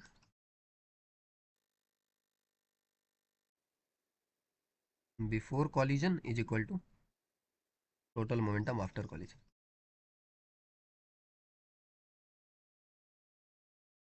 after collision, यही आपका, तो ये याद रखेंगे हम, conservation of momentum in collision of two balls. तो ये आपका न्यूटन्स थर्ड लॉ वगैरह यहाँ पे फॉलो होता है। यहाँ पे अगर हम देखें, यहाँ पे बहुत सारा बात भी दिया होगा आपको फोर्स वगैरह के बारे में, जैसे एफ ए बी, यहाँ पे क्या है, during collision which last for a time T the ball A exerts a force F A B on ball B. A जो फोर्स लगा रहा है वो है एफ ए बी, और बी जो फोर्स लगा रहा है वो है एफ बी ए। तो याद रखना एफ ए बी का मतलब क्या है, फोर्स बाय ए, इसका मतलब है force by A on B. Okay, ये याद रखना बस, ये वैल्यू वगैरह। और फोर्स का फॉर्मूला क्या होता है बताओ, फोर्स का फॉर्मूला होता है एम इंटू ए, और यहाँ पे होता है आपका एम इंटू ए की जगह आपका V minus U by T. F बराबर होता है M into V minus U by T. तो अगर आपसे मैं पूछूं कि बताओ ये क्या होगा, ध्यान से देखना, the rate of change of its momentum और F A B. Rate of change of momentum को ही फोर्स कहते हैं, क्या ये बात आपको मालूम है? Rate of change of momentum, तो एम वी, अगर ऐसे लिखें F into A M V minus U by T, F बराबर क्या होगा बताओ? एफ बराबर होगा आपका M V minus M U. तो M V minus M U क्या हुआ, M V minus M U तो डी पी ही हुआ, चेंज इन मोमेंटम। अब बाई क्या है, टाइम, तो टाइम से अगर डिवाइड कर रहे हैं तो D P by D T मतलब रेट ही तो निकाल रहे हैं, रेट ऑफ चेंज ही तो निकाल रहे हैं। तो कोई आपसे पूछे कि rate of change of momentum क्या होता है, rate of change of momentum को क्या कहते हैं, तो उसको हम बोलते हैं फोर्स। तो rate of change of momentum या force F A B during the collision will be क्या होगा, तो एफ ए बी अगर आपको निकालना है तो वो होगा आपका M A into V A minus U A by T. तो ये एफ ए बी निकाल लीजिए, एफ ए बी आपका होगा एम ए इंटू, एक मिनट, M A into V A minus U A by T. अच्छा, यहाँ पे थोड़ा सा ना ट्विस्ट है, मैं आपको कंफ्यूज नहीं करना चाहता हूँ, लेकिन फिर भी डिस्कस कर लेते हैं एकदम जल्दी से। बहुत कम लोगों को ये बात समझ में आता है कि एफ ए बी, तो सर इसका मतलब था, एफ ए बी का मतलब था force by A on B, यानी ए ने फोर्स लगाया किस पे, बी पे। तो अगर ए ने फोर्स लगाया बी पे, तो हम बी का सब कुछ निकालने की जगह ए का क्यों निकाल रहे हैं, राइट, ए का क्यों निकाल रहे हैं? Any reason, will not waste your time. A ने फोर्स लगाया बी पे, ये संभव कब हुआ, जब ए के वेलोसिटी में बदलाव आया। इस फोर्स लगाने के दौरान ए ने अपने वेलोसिटी को बदला, राइट। अगर ए अपने वेलोसिटी को नहीं बदलता तो फोर्स भी नहीं लगा पाता। I am repeating this line, अगर ए अपने वेलोसिटी को नहीं बदलता तो फोर्स भी नहीं लगा पाता। अगर उसी वेलोसिटी से चलता रहता तो फोर्स ने, ऑब्वियसली बात है कि अगर वेलोसिटी बदला है तभी फोर्स लगा है, इसीलिए हम इसी लॉजिक के कारण ए के लिए करेंगे, right.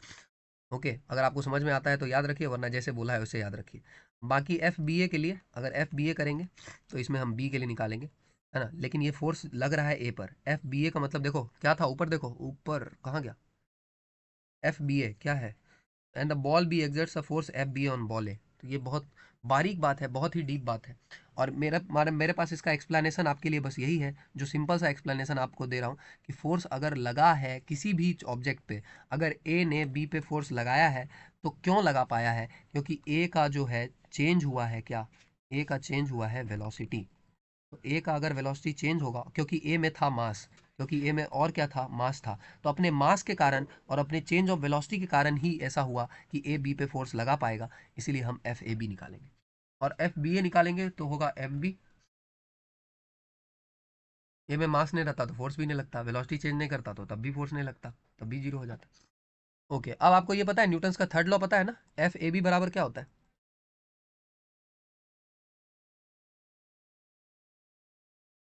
Minus times F B ए। माइनस टाइम्स एफ बी ए, मतलब जो फोर्स आपका ए लगाएगा बी पे, उतना ही फोर्स बी लगाएगा ए पे। This is very very simple. तो इस दोनों को इक्वेट कर देना, एफ ए बी की जगह क्या रखोगे बताओ, एफ ए बी के जगह ये रख देना, और एफ बी ए की जगह ये रख देना, टी टी कैंसिल हो जाएगा, सॉल्व कर लेना, और सॉल्व करके डायरेक्ट प्रूव हो जाएगा ये वाला फॉर्मूला। एफ ए बी की जगह ये रख देना, दोनों पुट कर देना, ये टी टी कैंसिल हो जाएगा, सॉल्व करके ये आ जाएगा। I have proved also this particular formula. ये जो इधर है ये इनिशियल वाला है, क्योंकि यू को इनिशियल वेलोसिटी बोलते हैं, तो ये पूरा इनिशियल वाला है, और ये जो इधर है ये पूरा जो है फाइनल वाला है। तो this is very very important, total momentum before collision, total momentum after collision. I hope this is making sense. Okay, बाकी तो थर्ड लॉ पे बाद में डिस्कस करेंगे। आज बहुत इंपॉर्टेंट था इसलिए डिस्कस कर दिया। अब तुम्हारा काम है, जो आपका दो काम करना है एसडब्ल्यू में। एक आपका जो मोशन से रिलेटेड न्यूमेरिकल है उसको पूरा बना लेना, जो मोशन से रिलेटेड एनसीईआरटी में न्यूमेरिकल है वो पूरा बना लीजिए, एक्टिविटी वगैरह सब देख लीजिए। ओके, और जो इसमें टॉपिक पढ़ाया है मैंने कंजर्वेशन ऑफ मोमेंटम, उसको भी देख लीजिए। ओके, उसके बाद फिर हम कल और बात करेंगे, है ना, रिवीजन वाले क्लास में, जो पूरे मोशन को रिवाइज कर लेंगे और फिर एनसीईआरटी का क्वेश्चन हम डिस्कस भी कर लेंगे। पहले आपसे जितना बनता है वो बनाइए, माना ड्रामा मत करिए, बहाना मत बनाइए, जितना टाइम मिल रहा है next 100 days put in efforts without complaining. Okay, that much जो भी मिल रहा है आपको। Okay, be solution oriented. Okay, immediately when a problem hits you, you know, do not रोना धोना बंद करके, है ना, just start finding the solution. Okay, बस आपका लाइफ सिंपल हो जाएगा। तो यही है, इतना बात आप ध्यान में रखेंगे। और एक बात मेरे को आपसे पूछना था, किसी के पास ये कोई साइड बुक है class 11th physics, class 12th physics का साइड बुक? बोलो।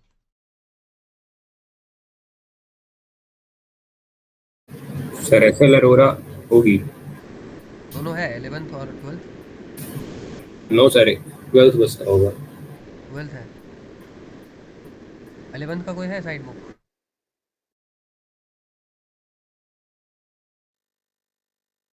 तो देखो, किसी के पास अगर 11th का साइड बुक हो या कहीं से मिल जाए, तो जो टॉपिक मैं बोला करूँगा, जैसे कि कॉलिजन, है ना, तो कॉलिजन के बारे में वहाँ जो जो दिया है और जो भी दिया है उसका एक एडोब स्कैन से पीडीएफ बना लेना और मेरे नंबर पे भेज देना, है ना। एस सी वर्मा नहीं जाना है, सिर्फ जो आपका ये side book, do not take S C Verma, ठीक है, either take S L Arora और टेक प्रदीप। ओके, और A B C, anything like that. Okay, मेरे पास भी 12th का है, राइट, 11th का नहीं है, इसलिए बोल रहा हूँ, इन पर्टिकुलर 11th का। सर तो मॉडर्न एबीसी का पीडीएफ मिल जाएगा। किसका? मॉडर्न एबीसी का। हाँ, तो अगर पीडीएफ मिल जाएगा तो उसमें से पीडीएफ तो पूरा फाइल ही फिर मेरे को भेज देना, अगर पीडीएफ मिल गया तो, है ना। अगर ऑफलाइन मिला, हार्ड कॉपी मिला, तो उससे कर लेना, ठीक है, क्लियर। Yes sir. चलो, ये हो गया। अब मैं आपको बस फिनिश है, just give me 3 more minutes and I will and this. आपको मैं बता देता हूँ बस आज का जो न्यूज़ वगैरह है उसके बारे में। ओके, एक लड़का पोस्ट करते रहता है, पता नहीं आज किया है नहीं किया है, रुक जाओ। ग्रुप डिस्कशन, पोस्टेड, ओके चल। Government worried about job losses due to AI yet comforted by reskilling prospects, मीटी सेक्रेटरी। तो क्या है कि गवर्नमेंट को बहुत चिंता है कि बहुत सारा जॉब लेस वो हो जाएगा एआई के कारण, yet comforted by reskilling prospects. लेकिन सोचो कितना वो है ना, वियर्ड बात है कि आप गवर्नमेंट एक तरफ तो वो भी कर रहा है कि लोग नए नए लोगों को ट्रेन कर रहा है कि अब देखो तुम्हारा जो स्किल है ना पुराना हो गया है, अब नया स्किल सीख लो, चैट जीपीटी सीख लो, एआई सीख लो। और उसके बाद गवर्नमेंट वरीड भी है कि जॉब लॉस हो जाएगा। The government is worried about the effects of cutting-edge artificial intelligence automation on jobs and industry in India, and a dearth of white-collar jobs that are the most affected by AI tools at the moment. But comforted that several science and tech graduates could be quickly retrained, a senior government official said. A Ministry of Electronics and Information Technology Secretary S. Krishnan said that besides major retraining and reskilling efforts around AI, the देखो यहाँ पे भी besides आ रहा है, right? Except, besides का मतलब क्या हो गया? Except major training and reskilling efforts around AI, the government was also in support of helping manufacturing। अरे थोड़ा उल्टा बता दिया क्या मेरे को तुमने? एक मिनट रुक जाओ।